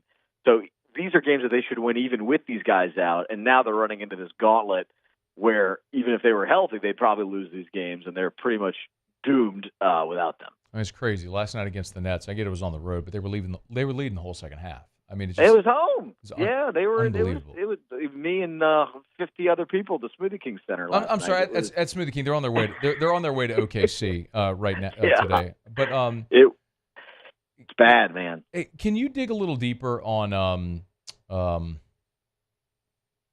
just the issues with the soft tissue injuries? Because it's the Saints and the Pels. And it's not just hamstrings; it's all these soft tissue issues. Like, is there something? And I would assume, you tell me if I'm wrong. Are they sharing training staffs? Is there still that sort of concerted effort there? Like, is there something deeper there with how they're doing this?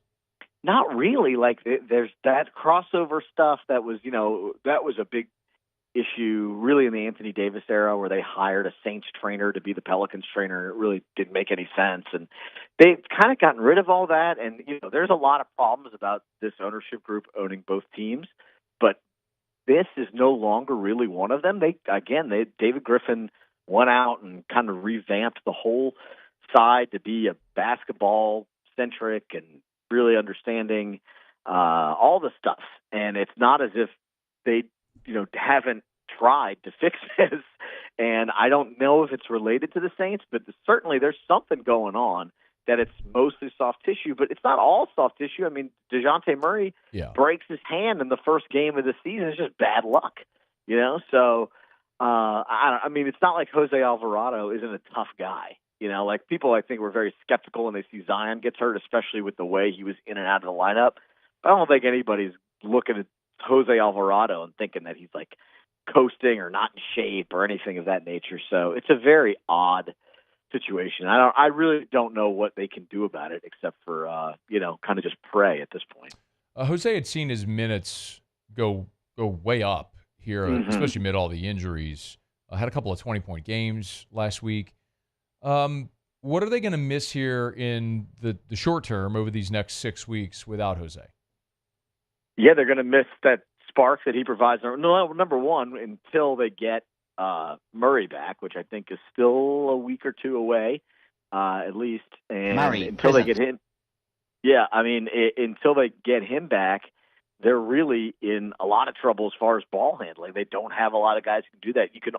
They put so much pressure on Brandon Ingram, and he's going to now have to do even more because you don't have Zion, who's a natural kind of point guard who shifted into that role, and you don't have Murray. So it's like, what can you really do at this stage without Alvarado? So they're going to have to go find somebody. Is Brandon Boston going to be the one bringing the ball up? I have no idea. But you're going to have to find someone to initiate the offense other than Ingram for at least, 15, 20 minutes of the game. Scott, I was driving around yesterday, so I was listening to the game. I was listening to Graff and JD on the call. By the way, those in Baton Rouge, 104.5 ESPN, where you do home for the Pelicans. And I swear to Christ, Scott, I didn't know a lot of the players they were talking about. So there was times whenever they were saying the player's last name, I'm like, wait a minute, is that a Pelicans player or the Nets player? I mean, it's like a summer league game. It looks like the summer league out there. You're like, all right, well, they're wearing the jerseys. Who the hell are these guys? Like, we're joking, but it's not. But it's serious. Like, you're not just down bodies. You're down Zion and CJ and Herb and now DeJounte Murray and now Jose. It's all guys that even Jordan Hawkins. It's guys that you were expecting to be key contributors. So, I mean, what really are you right now in this interim till you get healthy?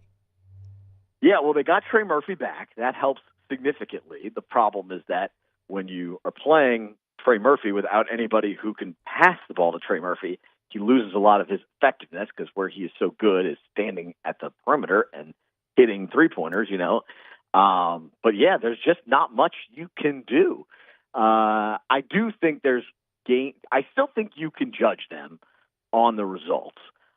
This is still the NBA. They still do have Brandon Ingram. They still do have, and if Trey Murphy keeps playing, those are two high-paid players, and a lot of teams have injuries in the NBA, et cetera. But, yes, they are severely undermanned, especially once you get to the bench.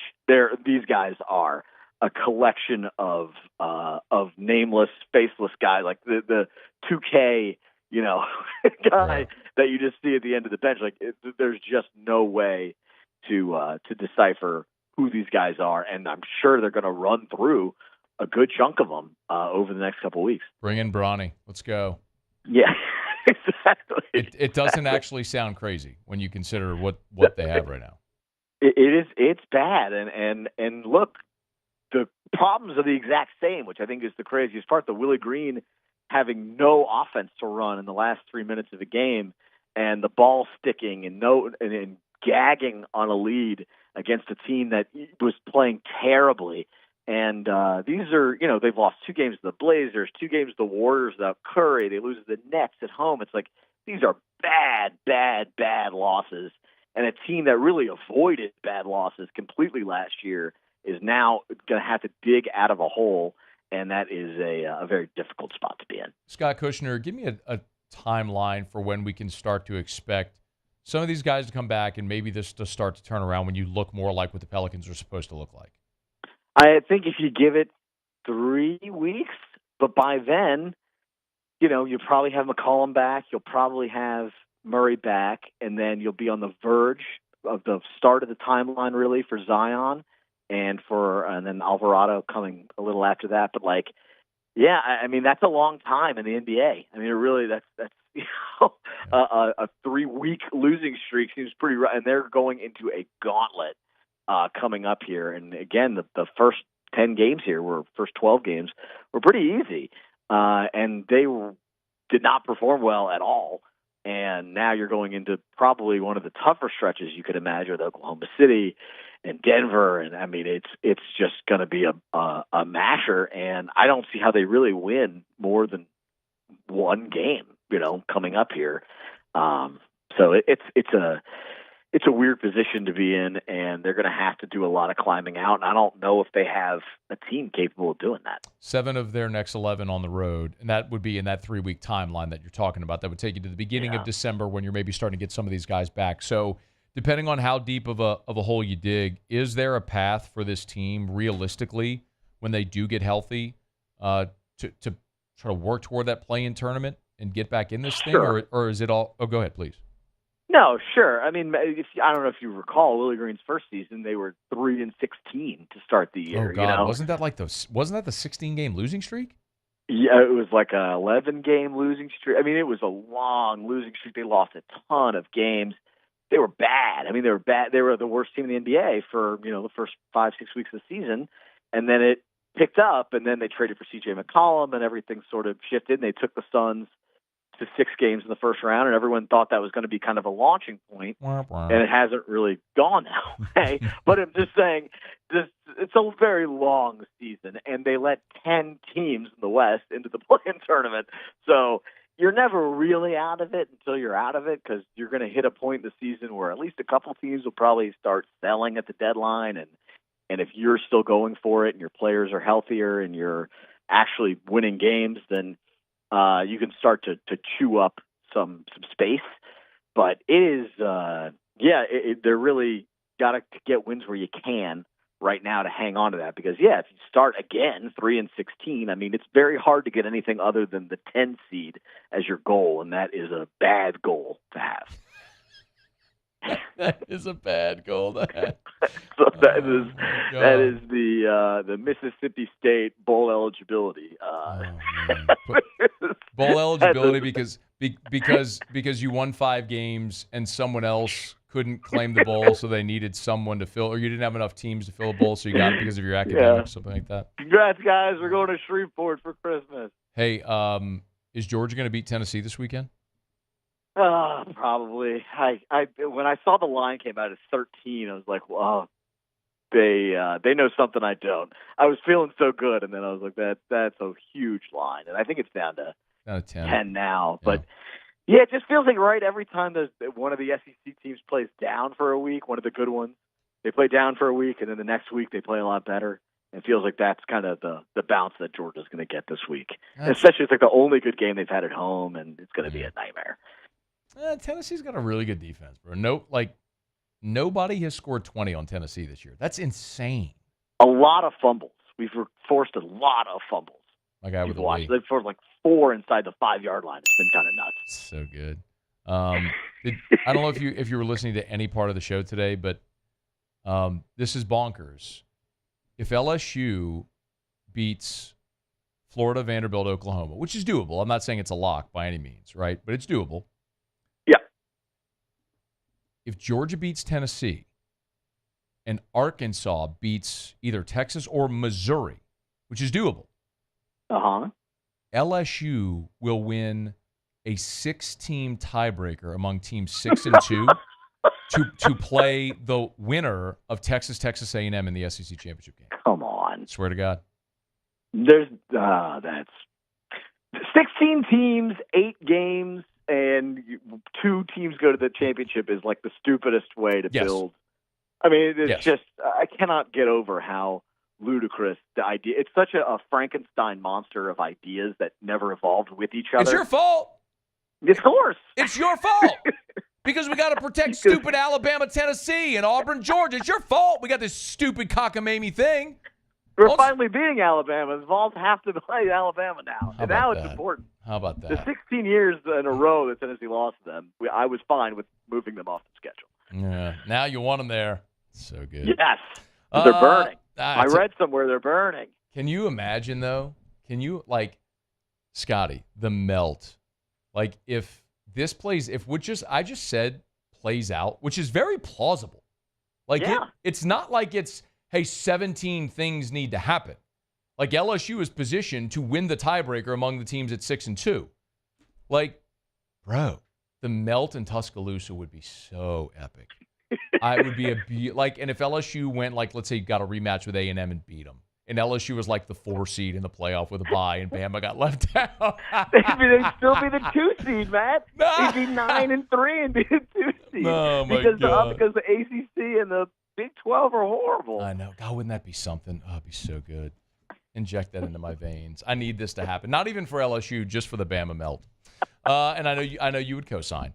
All right. He is Scott Kushner on Twitter at Scott D. Kushner. Thank you.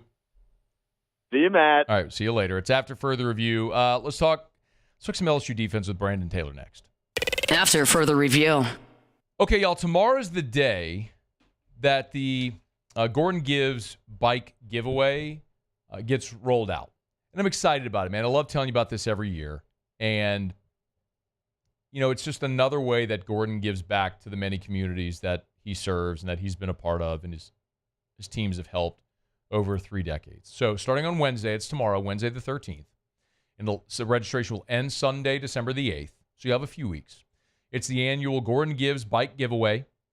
It's going to be awesome. They'll give less fortunate children across the state the opportunity to win one of 488 bicycles this Christmas season. I love this. You can go to GordonGives.com to register, GordonGives.com. Again, the registration isn't open yet, but it'll be open starting on Wednesday. GordonGives.com. So earmark it. We'll be telling you about it for the next few weeks, but just another way that Gordon gives back. You know what to do. Get Gordon and get it done. I've been doing business with Luba for 25 years. They're dependable, trustworthy. It's just the attention to detail with our clients. Our folks have years and years of experience. They're highly trained professionals, but many companies have that asset. What I'd like to think makes Luba a bit different is that we use those talents in a way that truly is dedicated to serving the needs of the folks who depend on us.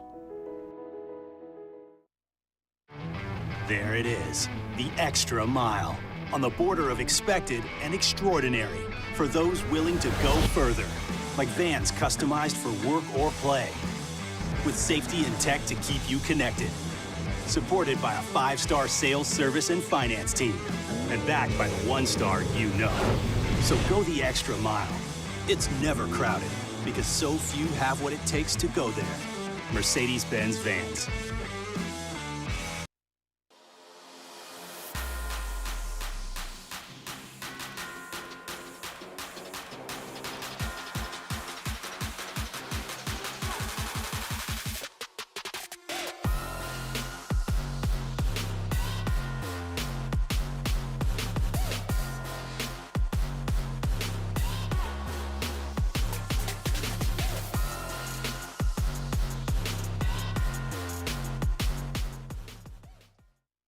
Dylan Cruz here to tell you about Six Rings Baseball and Softball Camp. If you live on the North Shore and play ball, go to Six Rings Camps with former LSU assistant coach Dan Canaveri. His knowledge is second to none, and your child will improve and have fun doing it. Camps were held at Coquille Park and Six Rings Academy in Covington with 4 sessions over the summer. Full day and morning only sessions are available from ages 7 to 13. Go to sixringsbaseball.com or call 985-206-9096. Learn the game to love the game. Gulf Coast Office Products is a nationally recognized Savin office equipment dealer based right here in Louisiana. Over 100 employees strong, Gulf Coast has the boots on the ground to support all vertical markets from education, engineering, legal, and finance. With the latest in office technology from desktop to production segment units, Gulf Coast and Savin have the perfect fit for you. Call 225-756-2644. That's 756-2644 for Gulf Coast Office Products. Breck teamed up to reimagine your parks, and you imagined big. With your help, we went to work, creating 12 beautiful community parks across the parish. A family-sized water park, miles and miles of trails, and parks just for your dogs. There are more places to splash, to explore, to run wild, and even soar. You imagined, we delivered. After further review, powered by Sunshine, your hometown John Deere dealer in Louisiana.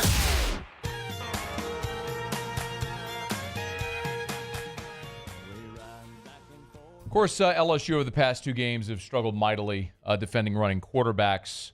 A big part of that has been issues with the secondary, run fits, and tackling in space. Few better to ask about that than Brandon Taylor, former LSU safety, part of that 2011 team, and, of course, member of the LSU Sports Radio Network.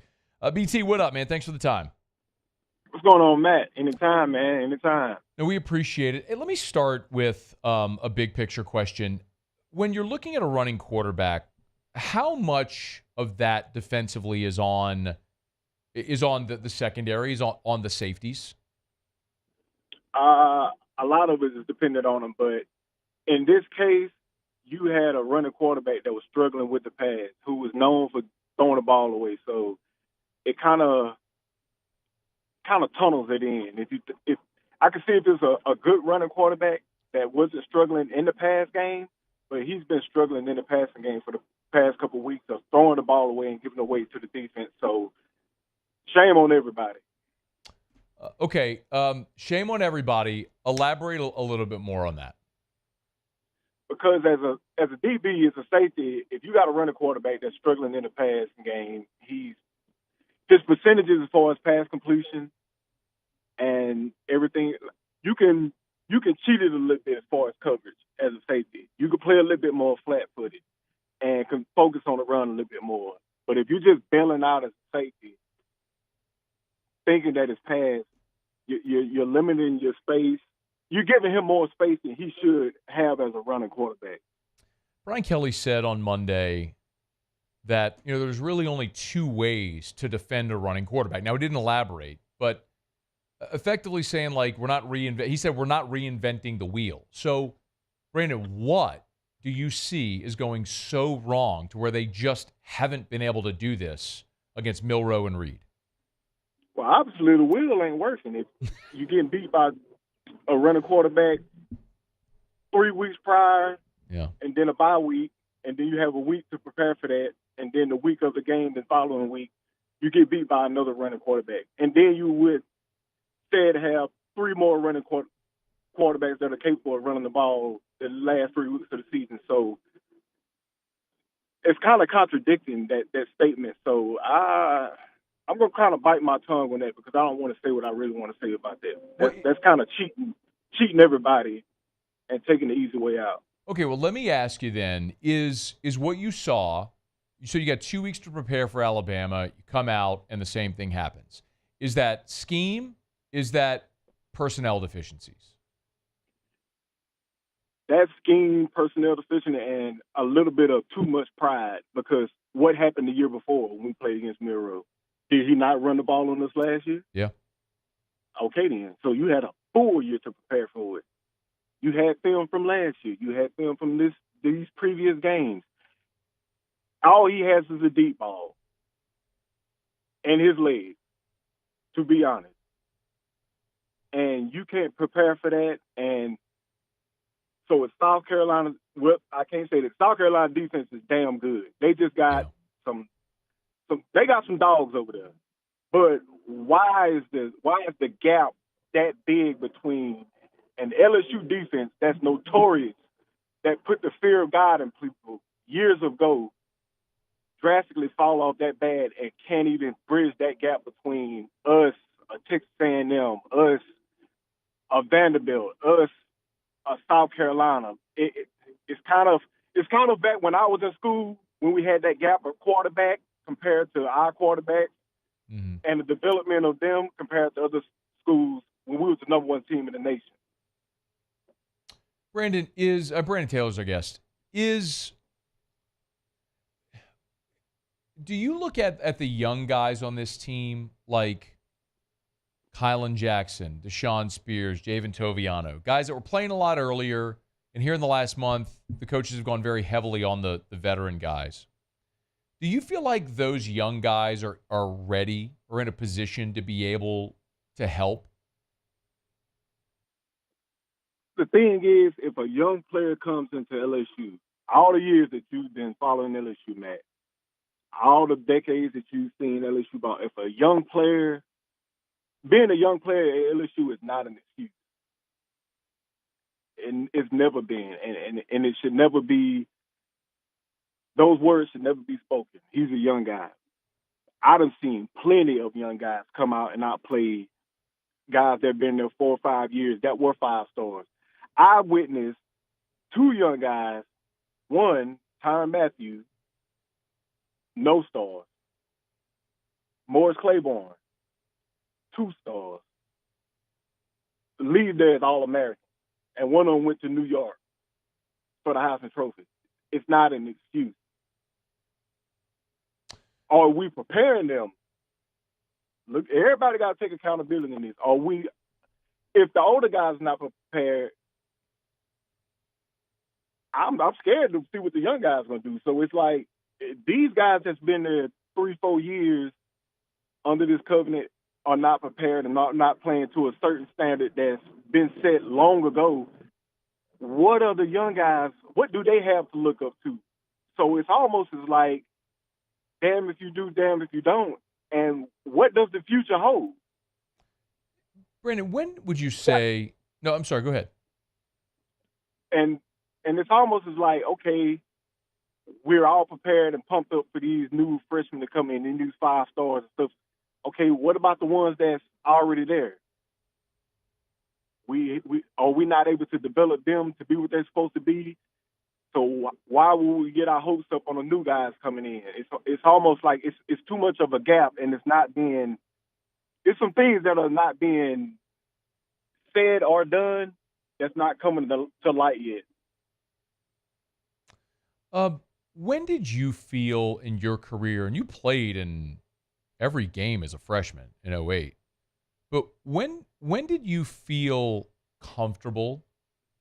Like, yeah, go ahead. I felt comfortable the day Coach Miles, Coach Shea, and I'm going to take it back to when I was in 6th grade, when Coach Nick Saban came and sat on our couch and recruited my brother to LSU. When he told him, you have the opportunity to compete, but you are going to redshirt because I have a starting safety already in LaRon Landry, and you're going to sit behind him, you're going to learn. But when he's gone, you're going to have the opportunity to compete. for a playing time and or a starting position. And that's the same words that were uttered to me the day I stepped foot on campus. So in my mind is, okay, I got to earn my keep. So the day I strapped my helmet on in spring ball, I was locked in and I was ready. That's just self-awareness.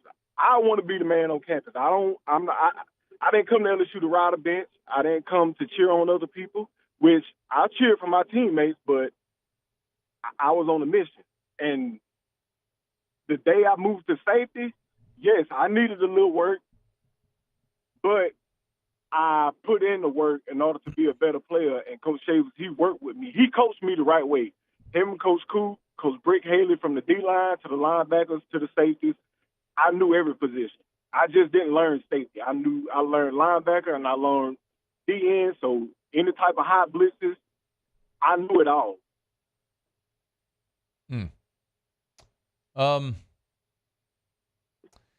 Do you think so? In the first month of the season, those young guys played a bunch, right? They were rolling dudes. They played 6 different safeties, BT. And then they went into that first bye, came out of it for the Ole Miss game, and you could go look at the snap counts. They have just very clearly said we're sticking with the vets. And so they played Major Burns and Sage Ryan and Jordan Gilbert and all the veteran guys. Over that month, how much better can the young guys get in practice? Like, because eventually do you get to a point where you say, all right, we're playing the veteran guys because they've got the experience, even though the younger guy may be more physically gifted, but we know the veteran guy knows where he's supposed to be. Like, he knows his assignment. So, but at what point do you just get to it and you say, BT, like, screw it. You just got to play the young guys. You got to play the guys with the higher ceiling, athletically.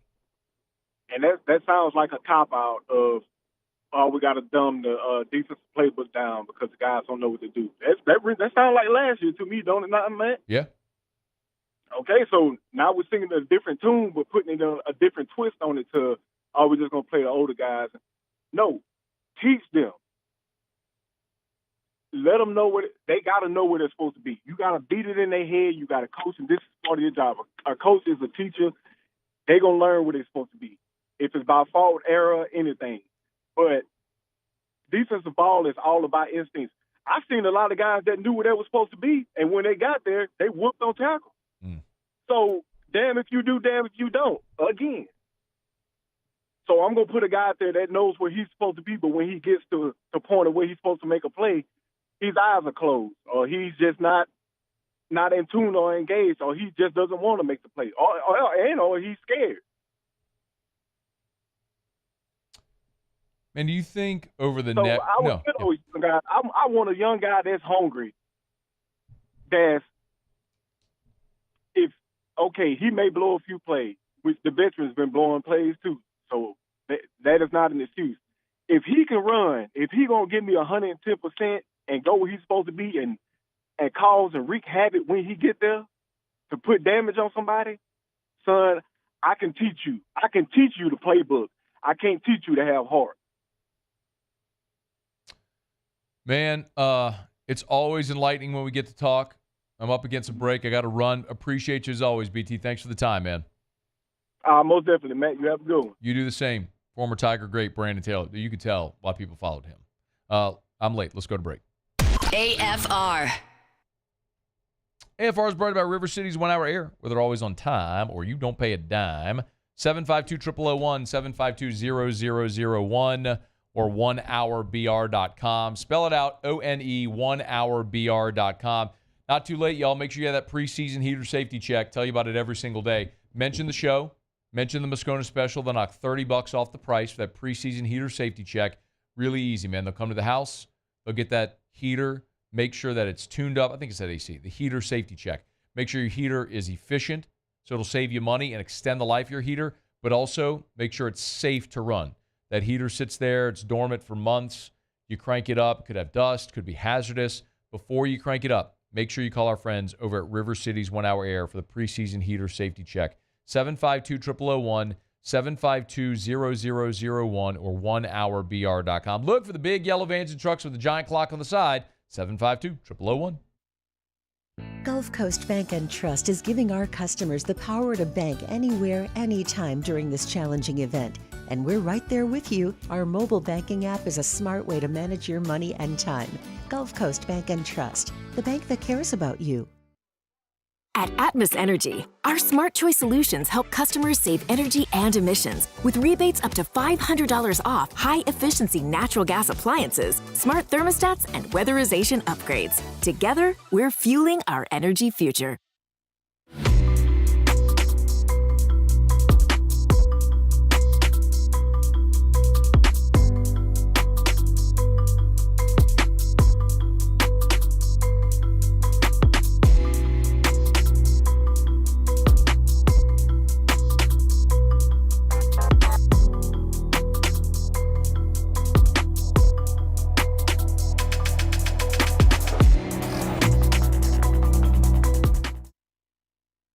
Electricity is all around us, and our families depend on it. Every day is sparked by the power of a cold drink or a warm meal, a movie night, and a comforting light at the end of a dark hallway. From sunrise to sunset, playtime to bedtime, our team is ready to take care of your electrical needs. Even in the case of an after-hours emergency, the light in your life shines brighter with Mr. Electric. Hey, it's Matt Moscona. For years, you've heard me tell you about Insurance Network of Louisiana, helping you find better coverage for less money. But it's not just for your home and auto. They also offer commercial property. So, retail stores, professional offices like doctors, dentists, attorneys, clothing boutiques. Insurance Network of Louisiana can find you better coverage for less money. They service the entire state of Louisiana, and they're local. So call today at 293-0450 or lainsurance.net. Jerry and Benny Payne began Central Plumbing Company out of their driveway in Tanglewood subdivision. 50 years later and 4 generations down the road, we continue to serve Baton Rouge and the surrounding areas for all of their plumbing needs. Residential, commercial, industrial, or hospitality, Central Plumbing is here 24/7, 365. We want to thank our customers, family, and friends for 50 years of success. And looking forward to 50 more. I've been doing business with Luba for 25 years. They're dependable, trustworthy. It's just the attention to detail with our clients. Our folks have years and years of experience. They're highly trained professionals, but many companies have that asset. What I'd like to think makes Luba a bit different is that we use those talents in a way that truly... After further review, powered by Sunshine, your hometown John Deere dealer in Louisiana. All right, good stuff there from Brandon Taylor. Shea Dixon in hour 1. So we got Jay Crain coming up here in about 20 minutes. Miss anything, AFR On Demand presented by Brett Golf. So Tigers in the pros. Tigers in the pros. They still bleed purple and gold. They're just really rich now. Started off with Monday Night Football. There was a pretty good LSU presence in this ball game last night, but the hands-down star of the show was Omar Speights for the Los Angeles Rams. Omar, the leading tackler for LA last night, 8 stops, 1 TFL, also had a stuff in the game. I guess you could say that's the real Omar the Tiger right there, Omar Speights. Does LSU claim Omar Speights? You have to. He played his, he ended his eligibility at LSU. So it's where you end your eligibility. That's how I've always done it in the segment. Because we don't ever include Trey Palmer, Jake Latz. Although I'm really not sure Jake Latz actually plays in the major leagues. I've still never seen the kid. Did Latz ever go play anywhere? JUCO, I guess. He did. And Kent State, actually, I believe. He's with the Rangers now. So, I mean, yeah, that's just, I don't know, that's kind of how I've always done it here. Tari Eason, another good night. He was on a back-to-back with the Rockets, 10 points in the ball game. Shot 50% from the floor to total those 10 points and grabbed 6 rebounds. Also 3 steals and 2 blocks. He's still really good at defense, folks. Ben Simmons made his return last night for the Brooklyn Nets against your New Orleans Pelicans. Oof. All 22 minutes off the bench, 6 points, but did dish out 12 assists in that ball game. Cam Thomas had 17 in a starting role. Paul Skeens. Good at baseball. Very good at baseball. Named officially a finalist for the NL Cy Young. and for Rookie of the Year in the National League. Rookie of the Year is announced on Monday, so keep an eye out there. That's the one he obviously has the better chance for. And one more baseball note. Trey Morgan is still on fire. So he's playing Fall League out in Arizona. Was a fall star. A fall star. How you like that? I do like that a lot. Yeah. I love a good pun. I know that you do. I love a pun. I know that you do. He reached base 3 times in the Fall Star game. Of course he did. Also has 27 hits on the season. That's second in the Fall League. He's just on fire. Grant Taylor, also in that game as well. Did really well. That's Tigers in the Pros. Presented by Evermore. Drink Evermore, y'all. Get some natural artesian water. Quit drinking that crinkly plastic water bottle from Texas, Muse. I know how you do. Louisiana product, a better source of hydration. It's Evermore. Available at great local retailers and evermore.com. EVAMOR, evermore.com, evermore.com. Okay, Connor Stalions recruiting Bryce Underwood. AFR. Ooh. Brought to you by the Williamson Eye Center. Call 924-2020 to set up that consultation. 924-2020 for the Williamson Eye Center. Maybe you've been told at points in your life that you are not a candidate for LASIK. Okay. Now, I was told that as well, and then I went and met with Dr. Blake Williamson, an ophthalmologist, and he told me, no, actually, you're a great candidate for LASIK. And I'm thrilled with the results I've had. Just made 6 years. September 11th was 6 years for my LASIK. But even if you're not a candidate for LASIK, there could be other options. Evo ICL, that's an implantable contact lens. It's an alternative to LASIK for people who are nearsighted. Dr. Blake Williamson's been doing that procedure for years, just now becoming more in vogue. Learn more. Learn about your options at the Williamson Eye Center. 924-2020 or williamsoneye.com. The Windsor Senior Living Community in Mandeville, Louisiana is a beautiful, vibrant apartment community geared toward seniors.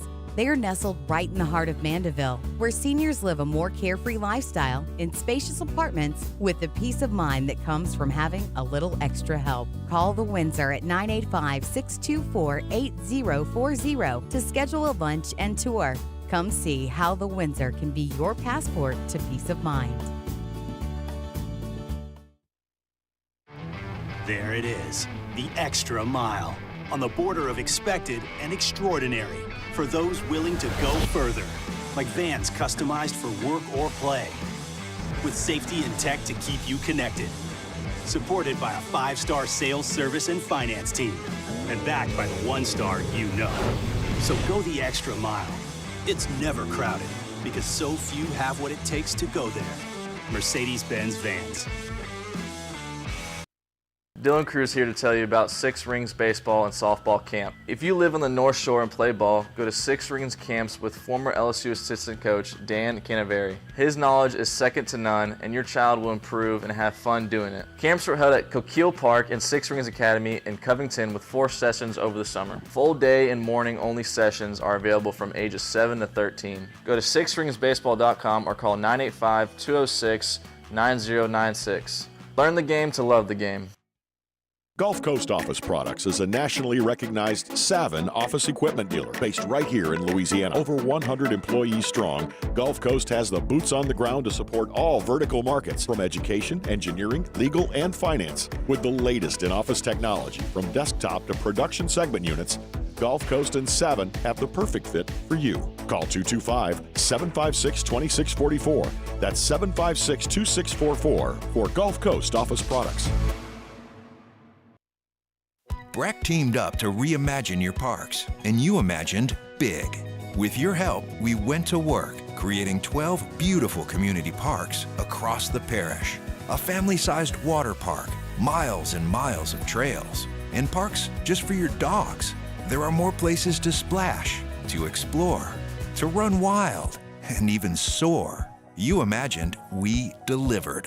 Gold. Breck, your #1 park system in the nation. Electricity is all around us, and our families depend on it. Every day is sparked by the power of a cold drink or a warm meal, a movie night, and a comforting light at the end of a dark hallway. From sunrise to sunset, playtime to bedtime, Our team is ready to take care of your electrical needs, even in the case of an after-hours emergency. The light in your life shines brighter with Mr. Electric.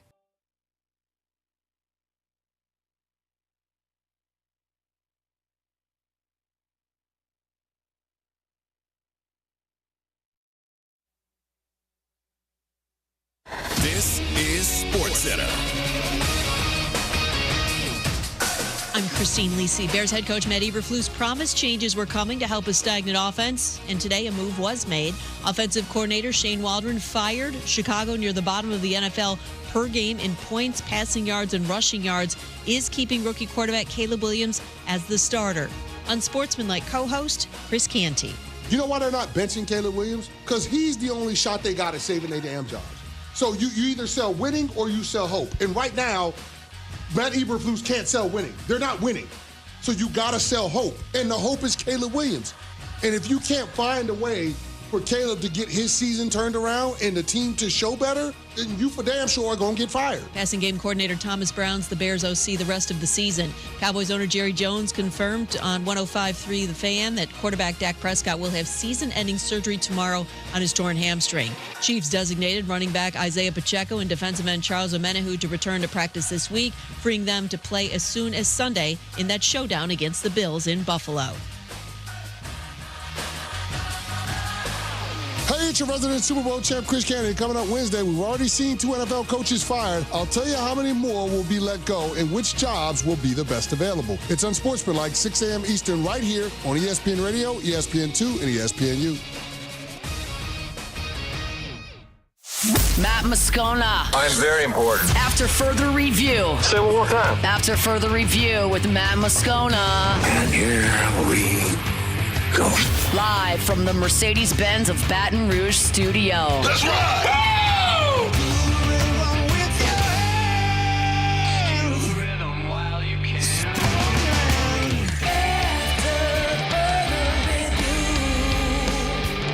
Hour 3, off we go. Welcome aboard. Glad you're with us. It's AFR, powered by Sunshine, your hometown John Deere dealer in Louisiana. I'm Matt. You're a loser, man! Hey, shut up, kid. Paul O'Neill. They're chanting Paul O'Neill's name.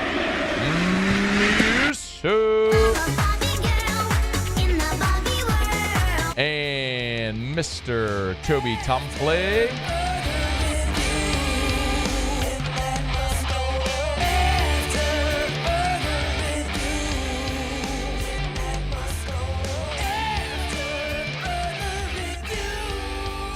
All right, we're here. Glad you are as well. Get out there and make it a good one. 5 o'clock quitting time. Glad you are driving home with us.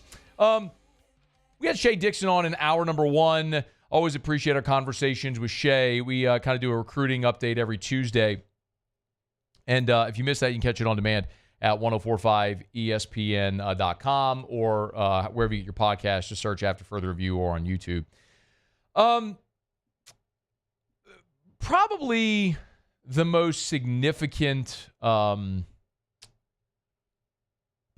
most significant recruiting story that we're certainly going to follow here leading up to signing day is going to be Bryce Underwood and Michigan's continued pursuit of Bryce Underwood. Well, that pursuit took a very interesting, to say the least, turn this week. Connor Stalions, yes, that Connor Stalions. The Connor Stalions who was busted for spying on Michigan's opponents, a Michigan staffer who was infiltrating other teams' sidelines and stadiums and spying on Michigan's opponents. Connor Stalions is now working at Belleville. That's the high school in the Michigan, in Michigan, where Bryce Underwood plays high school football. Don't let this be lost on you. So Connor Stalions was a staffer under Jim Harbaugh. He gets popped for spying, gets fired. He goes and coaches high school football. He's coaching for a high school that went like 1-9 or 0-9, didn't make the playoffs. Now Bryce Underwood's team is in the playoffs, and so Belleville has hired Connor Stalions now as an assistant. The Belleville coach gave an interview to CBS in Detroit, Channel 4, confirming this news that Connor Stalions is now on staff. So naturally, there's a lot of people who are looking at this going, he's there to recruit Bryce Underwood and get Bryce Underwood to flip to Michigan. Well, the coach there at Belleville gave an interview to CBS 4 in Detroit and basically debunked that, saying he's a good coach. We want him on staff to help us on the playoff run. Just another guy, another sounding board, and he's not there to flip Bryce Underwood at all. Okay. I think a few things can be true here. I believe that Connor Stalions can be a guy with high-level experience that Belleville is bringing in to help with their staff and their playoff push. I also believe that Connor Stalions is a liar and a cheater and would absolutely lie and cheat to help Michigan, which he's already done. That's not my opinion. I'm not giving you an opinion that Connor Stalions is a liar and a cheater. We know that he's a liar and a cheater. The NCAA investigated Connor Stalions. He is a liar and a cheater.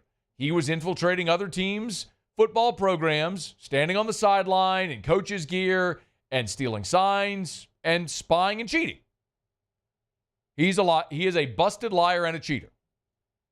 So if you have this shisty little fella running around the sidelines willing to spy and cheat for Michigan, do you put it past him to find a way to get on the staff at Belleville so he can try to work on getting Bryce Underwood to flip? There's also these stories about Connor Stalions still helping Michigan's NIL efforts. Why would anybody think this is implausible? So I 100% think that Connor Stalions is on staff at Belleville to help recruit Bryce Underwood. 1,000,000% believe that's the reason he's there. This isn't some coincidence. He's trying to help Michigan. And if the added benefit for Belleville is they also get a guy with high-level experience who might help him on staff, okay. But he is there to try to recruit Bryce Underwood to the University of Michigan. Period, paragraph. Now, I also don't think this has a lick of working. And you can call me dumb or naive, and I don't think I'm either. But there is so much evidence that suggests Bryce Underwood is not interested in flipping his commitment to Michigan. And we're going to talk about it because he's the number one player in the country. He's been committed to LSU for a year. He's a quarterback, all this stuff. But Shea Dixon's been here and has told you this. Bryce Underwood has been committed to LSU for a year. Bryce Underwood has not stepped foot on Michigan's campus since July of 2023. Bryce Underwood has not been on a visit to Michigan's campus since Sharon Moore has been the coach. Bryce Underwood was just in Baton Rouge for his official visit. He's been to LSU with his family 8 times. He and Joe Sloan text and communicate every day. He loves Joe Sloan. Not things that I'm guessing about, things he's told you. His family has told you. LSU has a healthy NIL deal. And another thing that Bryce Underwood has said so many times is he likes LSU. He wants to play in the SEC. He likes kind of the swagger of LSU and the idea. Remember, this is a guy who 5 years ago when LSU had Joe Burrow and the swaggiest football team ever, this is a guy who was 12 years old watching that. You don't think that would be impactful, watching Joe Burrow throw for 5,000 yards and Jamar Chase and Justin Jefferson, then those guys go to the NFL and do what they did, and Clyde dunking on refs in Tuscaloosa when he's scoring wheel route touchdowns? Like, that's impactful. And then you get Jaden Daniels here who wins a Heisman Trophy, and LSU shows great interest for 3 years. Like, recruiting isn't a 3-week proposition. It's a 3-year proposition. And LSU's invested the time, and they got the commitment, and they've got the NIL offer lined up for him and everything. Connor Stalions, this little shyster guy, who jumps in there at Belleville in the final hour from one last-ditch effort. You think that's going to be the thing that gets it done? Come on. I'll continue to maintain that the only way Bryce Underwood doesn't end up at LSU. By the way, showed up at LSU with like a diamonds-encrusted tiger head chain. Purple and gold, too, by the way. Like, he's in. He's all in here. The only way it doesn't happen is if someone comes and dumps the Godfather offer on him. I've said that a bunch. If it hasn't happened by now, I don't know there's any reason to believe it's going to happen in the next 3 weeks. And it sure ain't going to be because Connor Stalions showed up. So, yes, I believe that Connor Stalions is helping Belleville. Yeah. I also 100% believe the guy that was wearing disguises on the Central Michigan sideline is also there trying to help Michigan. And I also don't think it's going to work.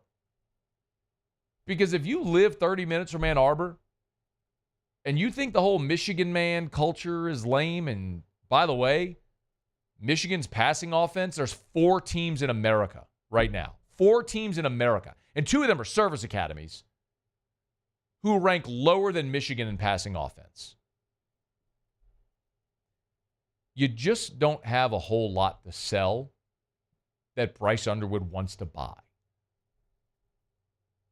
There's a lot at Michigan that a lot of people would want to buy, especially kids from Michigan. Just not Bryce Underwood. And that's not something that Connor Stalions, this lying, cheating spy who's been ostracized, that Connor Stalions is going to come in the 11th hour and wave a wand and flip Bryce Underwood. I guess I can kind of respect the effort, but if you're Michigan and that's your Hail Mary, the shyster who's been ostracized and banned by the NCAA is who's going to go get this last-ditch effort to get Bryce Underwood?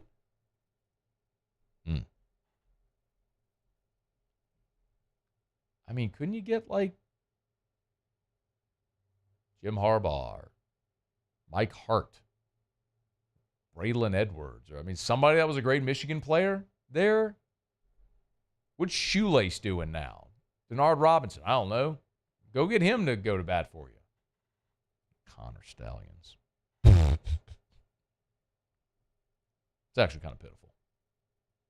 By the way, Jake Crain interviewed Bryce Underwood in Nashville at the On3 Elite event over the summer. I'll ask him his thoughts on that. We'll get Jay Crain here in a second. Brought to you by Parish Construction and Roofing, parishbuilt.com. Parishbuilt.com. Do business with someone you know. It's me, Terrio, Richard Tilley, Joe Morales, Trent Davis, our whole staff. I was talking to my partners yesterday on a call, and something we're seeing a lot of right now. I've told you, if you're having trouble, like if you need a roof, but you're struggling to pay for even the deductible, we offer financing. You can finance the cost of your roof. You can finance the cost of your deductible. So even if you have your insurance, you file an insurance claim for a roof replacement, and you have to pay your deductible, and you're worried about your ability to pay your deductible, we can help you finance the deductible as well. So we want to make sure that you stay financially empowered, but you get the roof repairs or roof replacement that you need. We'll work with you. We're local. We've been local, and we'll be local. It's Parish Construction and Roofing. Do business with someone you know. Parishbuilt.com. Go to parishbuilt.com. Okay, J-Boy, Jake Crain next. AFR. AFR.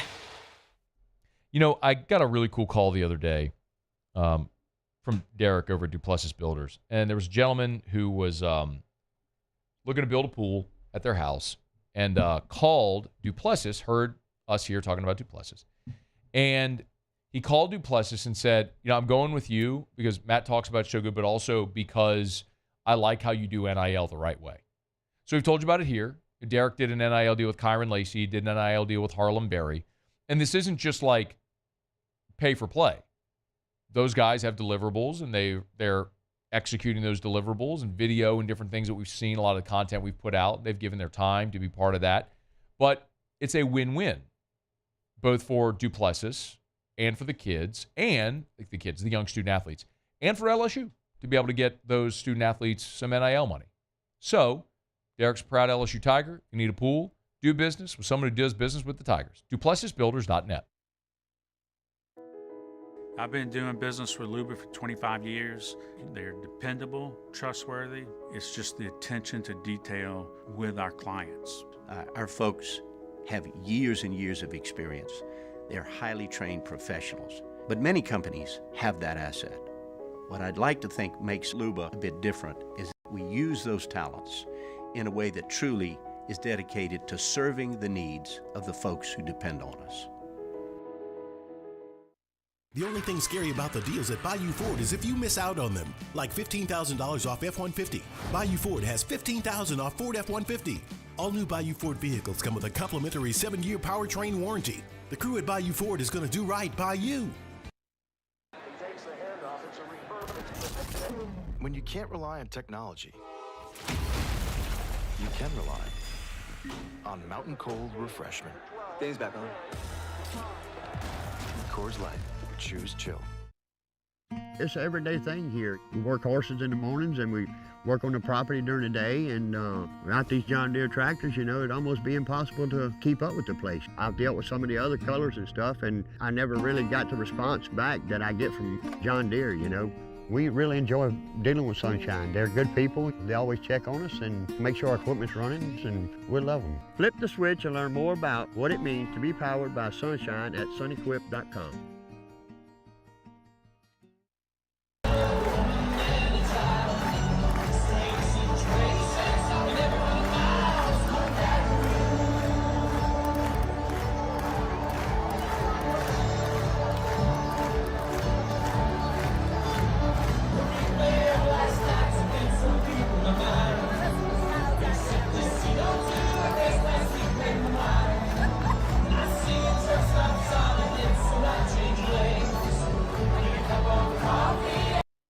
Hey, it's Matt Moscona. For years, you've heard me tell you about Insurance Network of Louisiana, helping you find better coverage for less money. But it's not just for your home and auto. They also offer commercial property. So, retail stores, professional offices like doctors, dentists, attorneys, clothing boutiques. Insurance Network of Louisiana can find you better coverage for less money. They service the entire state of Louisiana, and they're local. So call today at 293-0450 or lainsurance.net. Jerry and Benny Payne began Central Plumbing Company out of their driveway in Tanglewood subdivision. 50 years later and 4 generations down the road, we continue to serve Baton Rouge and the surrounding areas for all of their plumbing needs. Residential, commercial, industrial, or hospitality, Central Plumbing is here 24/7, 365. We want to thank our customers, family, and After further review, powered by Sunshine, your hometown John Deere dealer in Louisiana.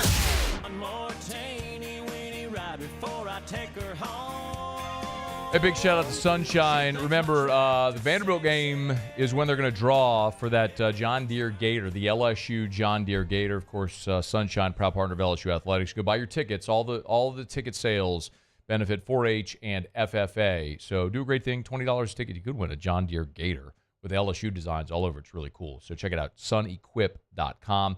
Sunequip.com. Always like we get a chance to talk to our little side piece over here. It's Jay Crain, old J-Boy. How are you, J-Boy? Good to talk to you, man. I'm just looking for love, man, in all the wrong places. Hey, we just talked about Connor Stalions joining Belleville. I don't know if did you hear that story? Yeah, I did. Apparently, their scouting department's really on the uptick. I mean, dude, but give me so you all interviewed on Crain and Company back in the summer in Nashville. You all interviewed Bryce Underwood. Give me your thoughts on what you think happens there with Michigan cranking up the recruiting intensity on him in this last month.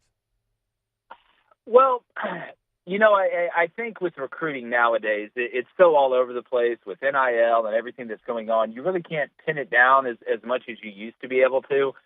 When we interviewed him, you got the vibe that he was all in on LSU.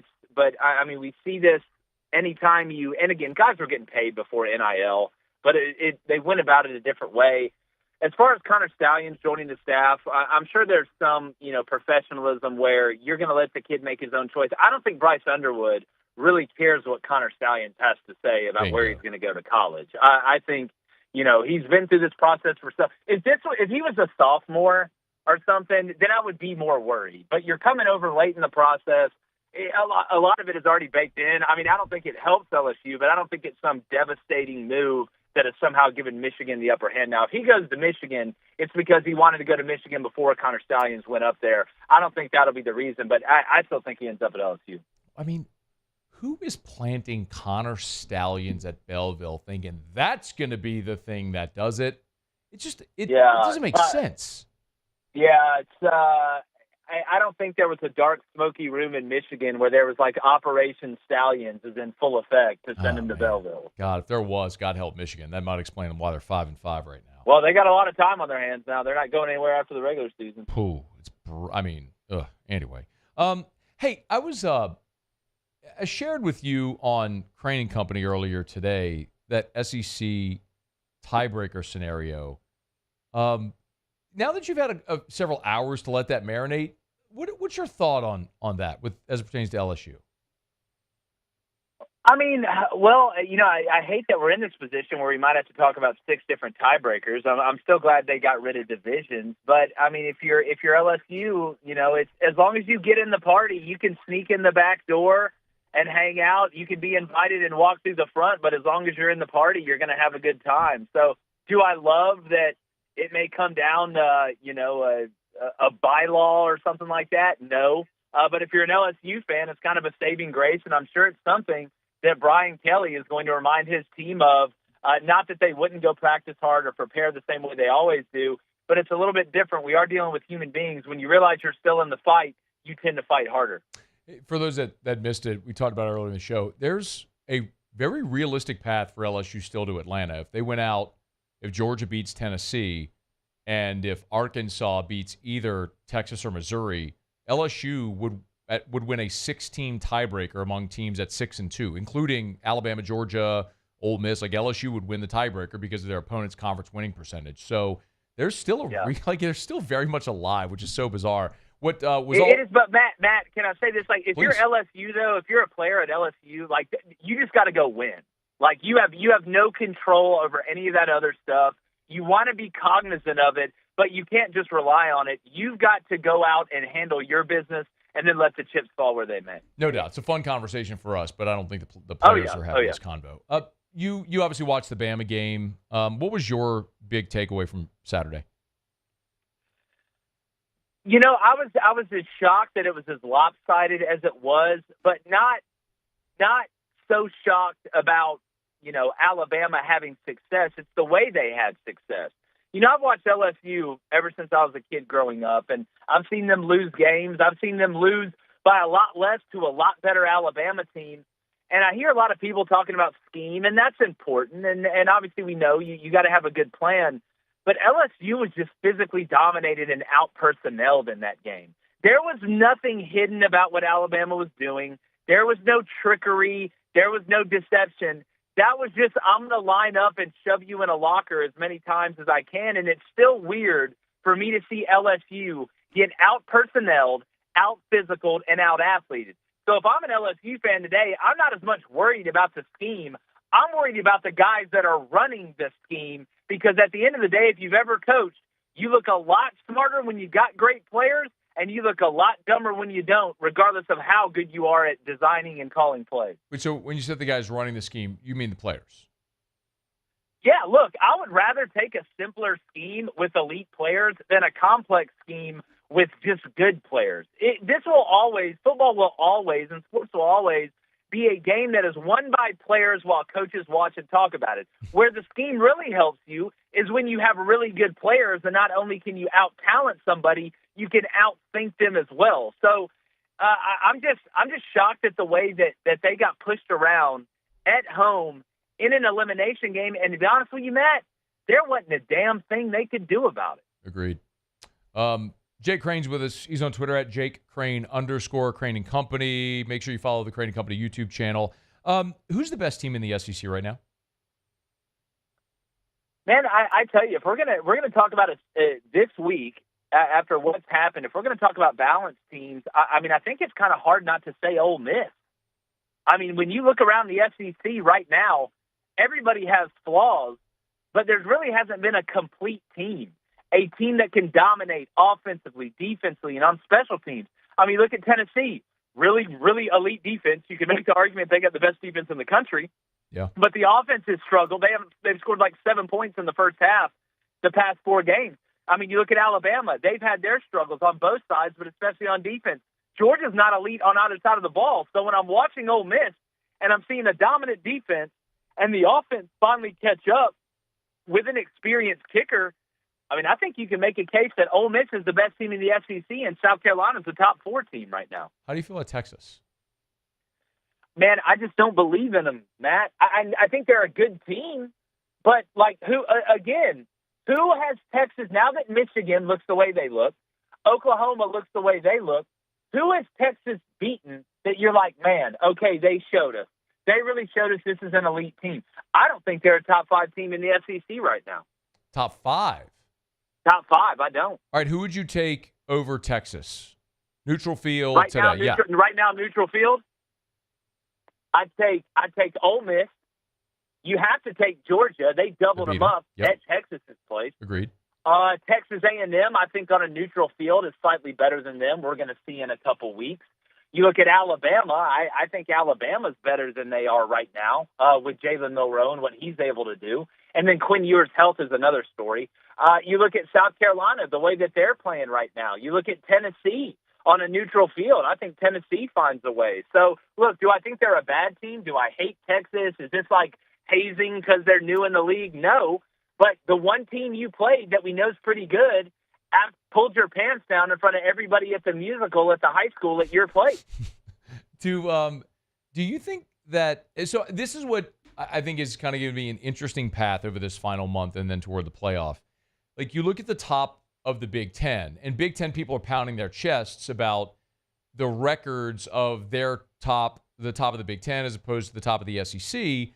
But it's also true to mention, Jake, like there is a bit of cannibalism in the SEC, whereas a team like Indiana, for example, it's massively impressive.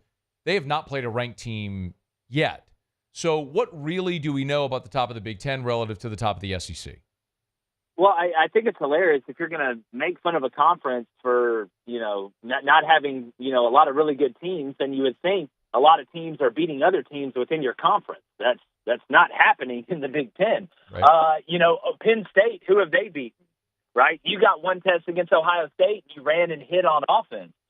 When you look at Ohio State, pretty daggum good football team, nice win over Penn State. You barely lost to Oregon, I get it. We know Oregon's probably the best team in the country right now, at least I think so, and it seems like they're getting better, and Dylan Gabriel's going to win the Heisman. But outside of that, y'all got, it's a porter potty. Minnesota, Iowa, Illinois, Michigan State. Look, you're making fun of a conference because saying a conference is weak because they beat up on each other at the top. I don't think it's the way to go about it. So if you had to pick today, you think Oregon wins the national championship? Yes, okay. I do. Okay. I go back to the completeness of a team argument defensively, and they've gotten better throughout the season, right? They started off a little bit slow, and they've gotten better and better. Will Stein, it's a great example of what I just said. Great players with a great scheme. What Will Stein does for Oregon in the intermediate and short passing game, it's actually it's like a fire escape or an escape hatch. If the run's not working, they can supplement the run with that, and then they can hurt you at slot with Tez. They got 2 really good backs. Evan Stewart's really come on. They got an NFL tight end that not enough people talk about in Terrence Ferguson. And I'm not going to sleep on a Dan Lanning defense. So, yeah, I think right now Oregon's the best team in the country. No disagreement. The playoff will be fascinating just to see matchups and, how that all – because I think, not just who you play, but when and where you play them will matter for the playoffs. So we'll see how it gets Very there. True. Jake Crain is on Twitter at @JakeCrain_. Crain & Company weekdays. Check it out on the Crain & Company YouTube channel. Go subscribe right now. Hey, before you go, land the plane with a thought on Brian Kelly in year 3 because that's been the big topic this week here is – not just that you lost, but how you lost. Basically what you said, Jake. It was alarming how you lost the game. Yeah. Thoughts on Brian Kelly in year 3? Well, to be honest with you, I was more disappointed in year 2 because when you have that elite of personnel on offense, I mean, just look at what the guys are doing in the NFL. If you just had a pulse on defense, you get in the playoff, and then with that offense, you could win every game against every team in front of you, including Michigan. Because if they can't stop Jaden in the NFL, they ain't stopping him in college. Good point. So I was more disappointed with that. What I was hoping this year for LSU was that you weren't going to be as great on offense, but you were going to be better on defense, which made you a more balanced team, which means you could win games in multiple ways, but the personnel's not there. So one, Brian Kelly's not getting fired. So if you're one of these people out here that's like, Brian Kelly should be fired, you're literally just screaming into a void. Like, you are wasting your time. But here's what I like about Brian Kelly. I think he's good at diagnosing what the problem is, and he's got the balls to fix it.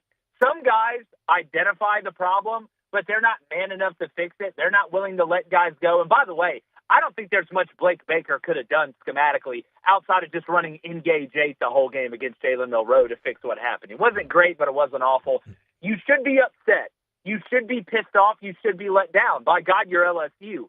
But by no means is the village burning down.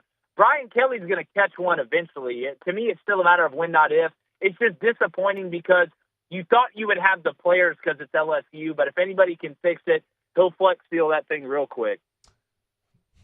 Good Flex Seal reference. You ever use Flex Seal?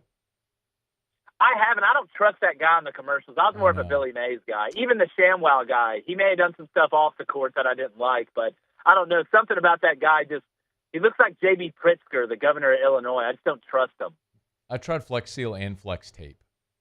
Did they work? No, I was really disappointed. I mean, I ain't been that disappointed since I got one of those My Pillows. Now, man, it's a pillow. See, now that's a guy that's a real creeper guy, isn't he? Like, I might be making stuff up and indicting this man on air. Well, but didn't he used to be like a crackhead. Yeah, so, I mean, wasn't he? He had like a drug problem. Yeah. Yeah, he did, and then he just got addicted to pillows, which apparently worked out. Yeah. And Billy Mays died. Did I just kill Billy Mays, or is he dead? No, Billy Mays died. I think something fell on him and hit him. It wasn't OxyClean, seriously? but something did. Okay. Wait, did something really fall on Billy Mays? Is that how he died? I think. Listen, I do not. I didn't know I was going to give the biopic of Billy Mays on here, but I really think that happened. So I may be wrong. Because if the family of Billy Mays is listening to this, I'm sorry if I'm wrong, but I don't know. I got a pretty good memory. I think something just fell and hit him. He was 50 years old. He died in 2009, so it's been a minute since he died. Let's see. He died overnight. No indications they'd been burglarized. No foul play. Said he. Would the chandelier fall? He died. I'm not even trying to be funny. He died. There was an incorrect speculation he died from a head injury he experienced on a flight he had taken earlier in the day. The plane sustained a rough landing after blowing a tire. God, how long did he work for Auburn basketball? Oh, they said he suffered hypertensive heart disease, and that was the likely cause of death. So the head thing was a hoax. Well, they got me. Add it to the list.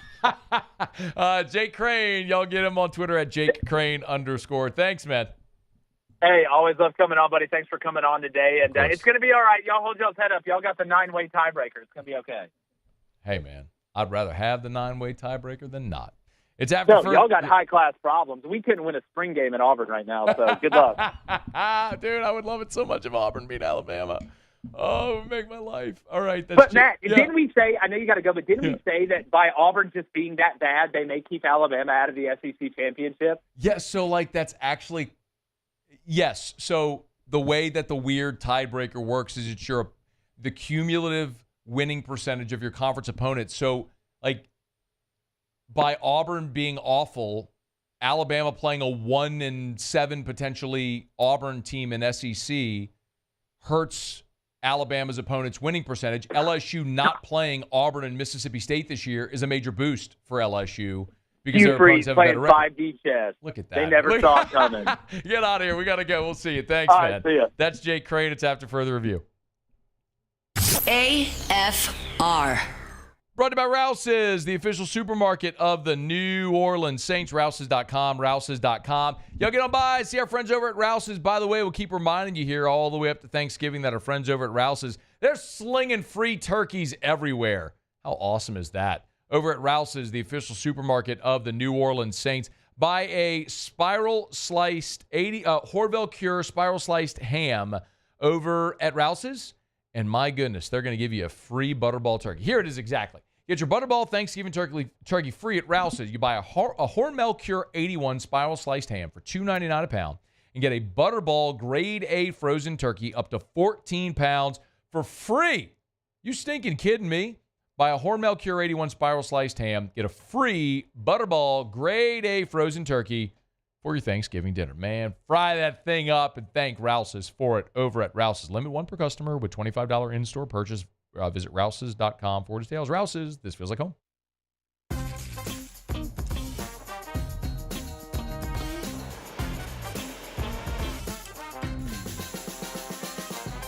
The best-kept secret in town is out. Discover Tallulah at the Renaissance Hotel on Bluebonnet. Bayou Chrysler Dodge Jeep Ram can get you in a new 2024 Ram 1500 truck for only $32,898. $32,898 for a new Ram 1500 truck. All new Bayou Automotive vehicles come with a complimentary 7-year powertrain warranty. The crew at Bayou Automotive is going to do right by you. It's no secret. The best oysters in Baton Rouge are at Jolie Pearl Oyster Bar. Enjoy mouth-watering South Louisiana flavor and oysters from all over the country. And don't forget our nightly drink specials.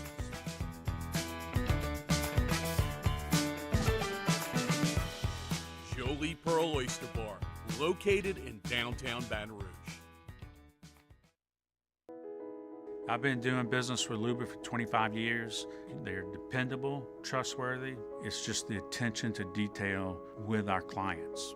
Our folks have years and years of experience. They're highly trained professionals. But many companies have that asset.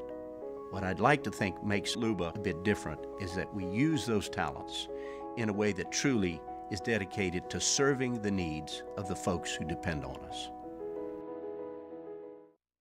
Dylan Cruz here to tell you about Six Rings Baseball and Softball Camp. If you live on the North Shore and play ball, go to Six Rings Camps with former LSU assistant coach Dan Canaveri. His knowledge is second to none, and your child will improve and have fun doing it. Camps were held at Coquille Park and Six Rings Academy in Covington with 4 sessions over the summer. Full day and morning only sessions are available from ages 7 to 13. Go to sixringsbaseball.com or call 985-206-9096. Learn the game to love the game. Gulf Coast Office Products is a nationally recognized Savin office equipment dealer based right here in Louisiana. Over 100 employees strong, Gulf Coast has the boots on the ground to support all vertical markets from education, engineering, legal, and finance. With the latest in office technology from desktop to production segment units, Gulf Coast and Savin have the perfect fit for you. Call 225-756-2644. That's 756-2644 for Gulf Coast Office Products. Breck teamed up to reimagine your parks, and you imagined big. With your help, we went to work, creating 12 beautiful community parks across the parish. A family-sized water park, miles and miles of trails, and parks just for your dogs. There are more places to splash, to explore, to run wild, and even soar. You imagined, we delivered. After further review, powered by Sunshine, your hometown John Deere dealer in Louisiana.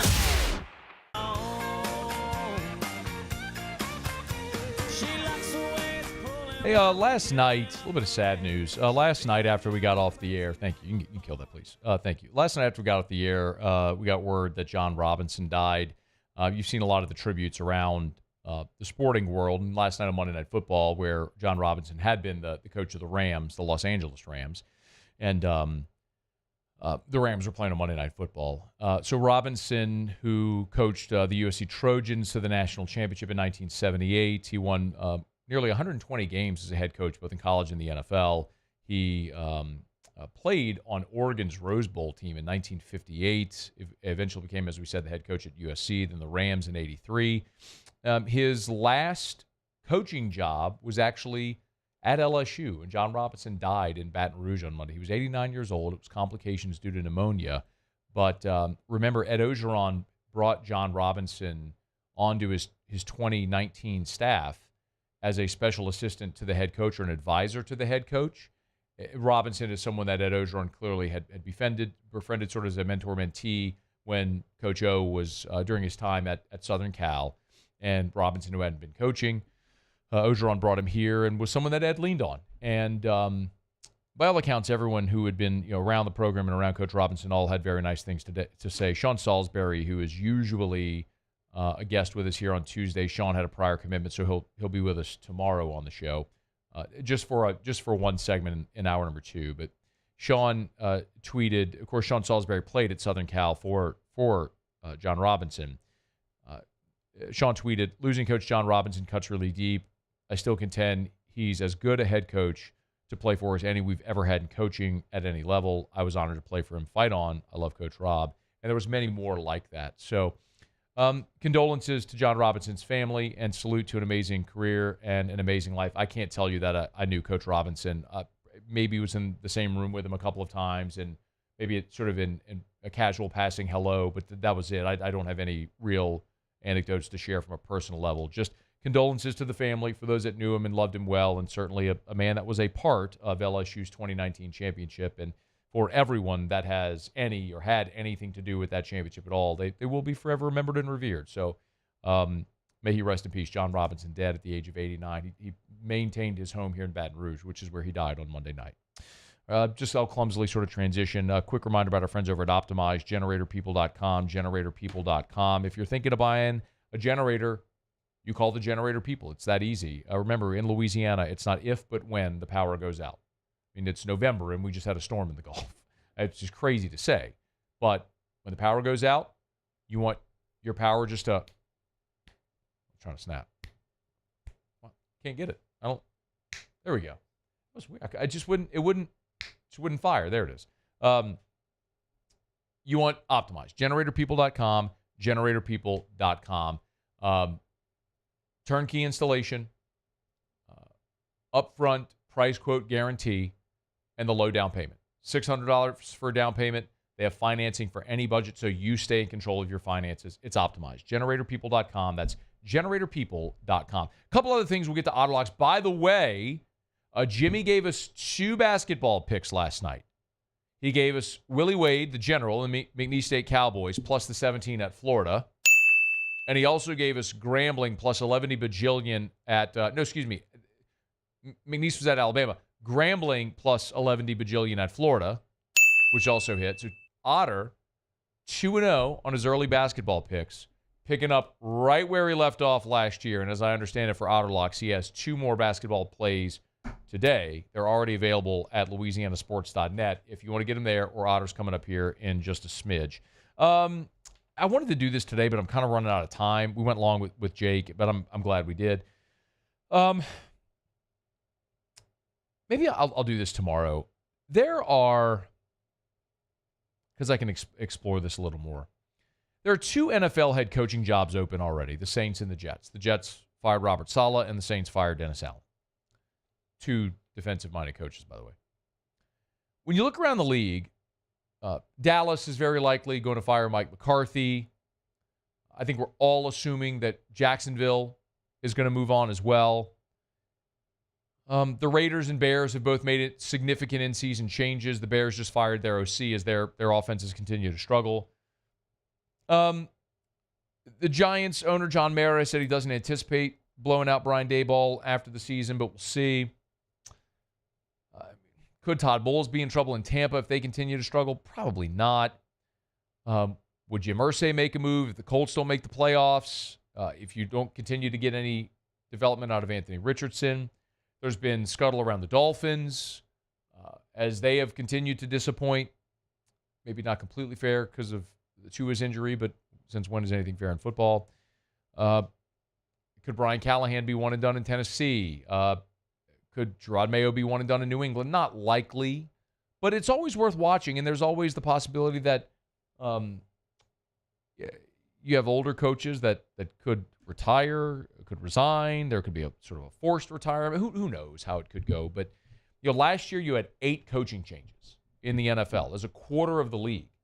So one of the things I want to do is look at where the Saints stack up among the potential coaching openings, where you already know the Jets and the Saints are open, Dallas is likely to come open. Jacksonville is likely to come open. We're talking about the ones that we feel pretty confident are going to be open on that Black Monday in the NFL. Where would the Saints fall? Because that is going to be very important in determining what type of candidate you're able to attract. It's the NFL. Someone will always take the NFL jobs because there's only 32 of them, and guys want them. And so someone will want the New Orleans job. But considering the cap situation, you're bound to Derek Carr for another year. You have an old roster. You're going to be going through a rebuild. The benefit is probably have a top 10 pick, and you have patient ownership. That's going to give you an opportunity to build it. So there are some appealing things there, but are there more appealing places elsewhere, like Dallas, where you have an established veteran quarterback in Dak Prescott, or in Jacksonville, where you have a young franchise quarterback in Trevor Lawrence who has shown the ability to win and get to the playoffs and win in the playoffs? I'm curious where New Orleans might stand. So we'll dig into that probably a little deeper tomorrow. Of the jobs likely to come open, where would the Saints rank as far as attractiveness? You can always join us as well. You can email us, tweet us, or text us on the 225-396-4400, 396-4400, 396-4400. Brought to you by Lee Michaels Fine Jewelry, lmfj.com. Gents, we're moving toward the holidays. If you're thinking of popping the question, nothing will thrill her like a beautiful diamond from Lee Michaels Fine Jewelry. Never a man-made or lab diamond. Every diamond in the case always comes from the finest diamond mines in the world. Scott goes on these diamond buying trips throughout the year to make sure their inventory stays stocked. And when you're buying for 9 different stores, you're always going to have a great selection and a great price. It's Lee Michaels Fine Jewelry, where they always give you the Lee Michaels experience. Don't be intimidated. Just walk in. Their friendly staff will help find exactly what you're looking for. If they don't have it, they can find it. If they can't find it, they'll make it. It's Lee Michaels Fine Jewelry, lmfj.com. Okay, let me knock out our final break of the show, y'all. Been a really good show. If you missed anything, AFR On Demand presented by Brett Golf. Shea Dixon was here in hour 1. The thing that maybe you have to listen to today if you missed it was the show open where I laid out the scenario, which is not altogether improbable, of how LSU could find its way to the SEC championship game and in a rematch against Texas A&M. And if that happens and LSU wins, they're in the playoff. As improbable and stupid as that sounds, given all the conversations and what we just watched on Saturday, but the path is pretty clear. Georgia beats Tennessee. Arkansas beats Missouri. LSU wins its next 3. You're in Atlanta. Wild. You could go check the show open today for more info there. All right, final break of the show. Otter Locks next, AFR. After further review. AFR is brought to you by Clegg's Nursery. 4 locations in the greater Baton Rouge area. Sigourney Airline, LA 16 in Denham. Mid-City on Don Moore and the Garden Center on Greenwell Springs. Buy local, shop local. Y'all, it is hunting season. You know that. Hunters, you're looking for buckbusters, mobucks, rice bran, deer, corn. They got it at all 4 Clegg's Nursery locations. So get on by. Of course, love to support great local businesses like Clegg's, which has been around for more than 60 years now, helping and serving the greater Baton Rouge community. So get by any of the 4 locations. And of course, if you're not sure what to plant, first of all, just plant something. Second of all, go ask the friendly people at Clegg's. Their horticulturists are great. If you're a green thumb, you know what you're doing and you know what to do at Clegg's. But if you're not sure, don't be intimidated. Find a friendly horticulturist in a blue shirt over at Clegg's. Ask whatever questions you have, and they'll make great recommendations for you. Buy local, shop local for more than 60 years. Be sure to tell them Matt sent you in to Clegg's Nursery. There it is, the extra mile, on the border of expected and extraordinary, for those willing to go further, like vans customized for work or play, with safety and tech to keep you connected, supported by a 5-star sales, service, and finance team, and backed by the 1-star you know. So go the extra mile. It's never crowded, because so few have what it takes to go there. Mercedes-Benz Vans.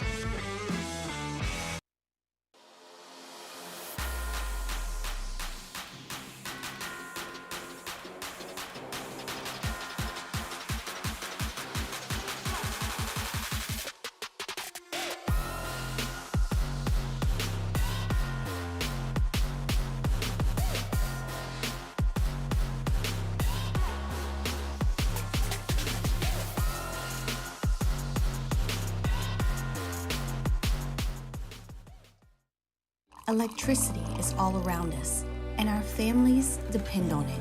Every day is sparked by the power of a cold drink or a warm meal, a movie night, and a comforting light at the end of a dark hallway. From sunrise to sunset, playtime to bedtime, our team is ready to take care of your electrical needs. Even in the case of an after-hours emergency, the light in your life shines brighter with Mr. Electric. I've been doing business with Luba for 25 years. They're dependable, trustworthy. It's just the attention to detail with our clients. Our folks have years and years of experience. They're highly trained professionals. But many companies have that asset. What I'd like to think makes Luba a bit different is that we use those talents in a way that truly is dedicated to serving the needs of the folks who depend on us.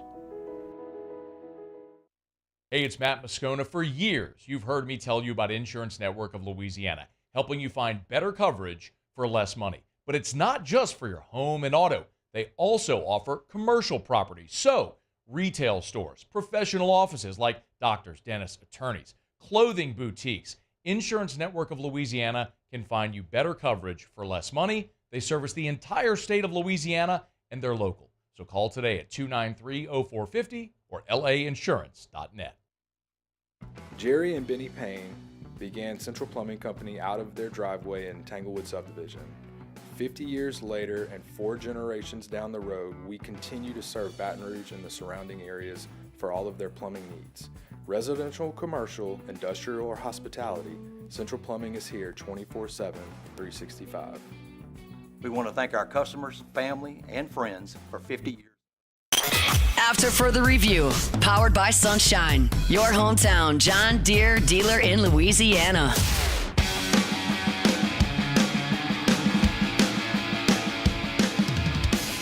Down the stretch, we come final segment here on a Tuesday edition of AFR, powered by Sunshine, your hometown John Deere dealer in Louisiana. One thing left to do, find out what we're betting on tonight. Time for Otter Locks. Otter Locks.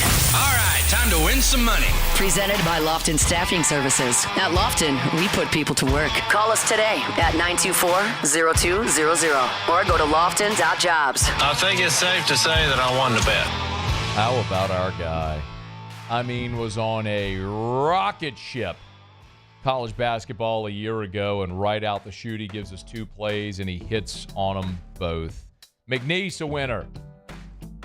Grambling, a winner. All we want is winners, and the Otters got him. How are you? Doing good, Matt. Yeah, good start. Nice little and one to close out that game last night by the G-Men in Gainesville. Let's yes, indeed. go. Thank you, Reptile Rowdies, for demanding that they put the walk-ons in the last minute of the game. So. I'm good with it. I'm good with it. It was going to be a tough one. Florida, before that, had hit 9 straight field goals. Looked like it might be a tough beat, but Grambling comes through the back door there, so that's good. Got 2 more. We put it out on the website earlier. Michigan State plus 6.5, the doubleheader. Michigan State 10-8 early on in that one. Not sure what the in-game is. It's 4.5. Right now. Yep. Okay. Kentucky plus 5.5 and the over. I just think there's listen, they got the, Cooper Flag from Duke, deserves a lot of the attention he's getting. Well, going to be tough to keep him from being the number 1 pick in the NBA draft. But, man, Mark Pope, man, this is a big deal, man, for him, and I think this is a big stage. They're averaging over 100 points a game. Duke is averaging just under 100 points a game. Early in the season, the coaches let them go a little bit more. I think this pace is going to be like crazy, over 159.5. And I think Kentucky, just the young coach, first-year coach, could have a little bit more emphasis on this game. I'll take Kentucky plus the 5.5. So Kentucky the points and over in the second game that starts about 8 o'clock tonight. All right, 3 college basketball plays. You like anything in college football tonight? Yeah, the big one tonight is Bowling Green. Bowling Green, Paul Stone and I were talking this week about the MAC. I feel this is the best team in the MAC. Western Michigan last week, if you remember, against Northern Illinois, who was 1-3 at that point.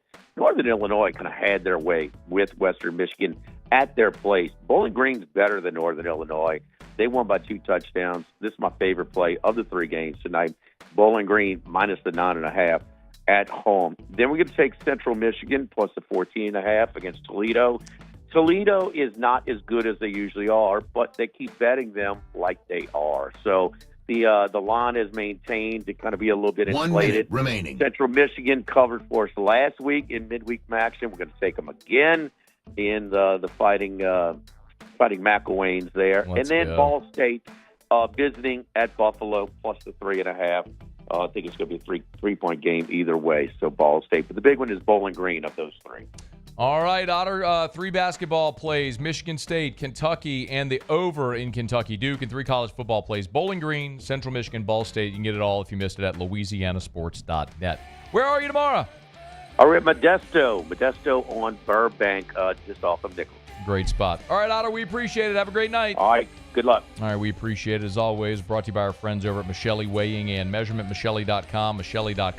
More than 30 locations across a dozen different states. You weigh or measure something. They sell, service, rent the products you weigh and measure. At Miscellany, we show the world what measurement can do.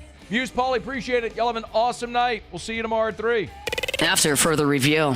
Hey, Supper Club, back open tonight. They're closed Sunday, Monday, but back open Tuesday through Saturday. If you're knocking off of work, looking for something to do, maybe you got clients in town, maybe you want a little impromptu date night, call your honey and say, hey, put on something nice. We're going to Supper Club for dinner tonight. Remember, if you don't ever have a reservation, walk-ins are always welcome. You can dine at the bar, maybe get lucky and there's a bar table. You can always call and see about a reservation to see if they have anything available in the dining room. But no matter where you are, a bar table, sitting at the bar, which I did last Thursday. Went and sat at the bar by myself, had beautiful steak. It was awesome, awesome ambiance. You people watch a little bit. There's nothing in Baton Rouge like the ambiance at Supper Club, and there's nothing like the menu. You got to check it out. SupperClubBTR.com. That's where you can get your reservation, or just pop on in tonight, have a cocktail, a glass of wine, and some dinner. Make it at Supper Club, SupperClubBTR.com. The only thing scary about the deals at Bayou Ford is if you miss out on them, like $15,000 off F-150. Bayou Ford has $15,000 off Ford F-150. All new Bayou Ford vehicles come with a complimentary 7-year powertrain warranty. The crew at Bayou Ford is going to do right by you. Join us at Pro Dreams in Mandeville for our special event, A Day of Champions. Meet LSU National Championship winning head coaches Jay Johnson, Skip Bertman, and Paul Maneri. Don't miss your chance to purchase authentic sports memorabilia, autographed by the champions themselves. It's the perfect opportunity to celebrate LSU baseball and take home a piece of history. Visit pro-dreams.com to get your tickets. See you there. I've been doing business with Luba for 25 years. They're dependable, trustworthy. It's just the attention to detail with our clients. Our folks have years and years of experience. They're highly trained professionals, but many companies have that asset. What I'd like to think makes Luba a bit different is that we use those talents in a way that truly is dedicated to serving the needs of the folks who depend on us. Dylan Cruz here to tell you about Six Rings Baseball and Softball Camp. If you live on the North Shore and play ball, go to Six Rings Camps with former LSU assistant coach Dan Canaveri. His knowledge is second to none, and your child will improve and have fun doing it. Camps were held at Coquille Park and Six Rings Academy in Covington with 4 sessions over the summer. Full day and morning only sessions are available from ages 7 to 13. Go to sixringsbaseball.com or call 985-206-9096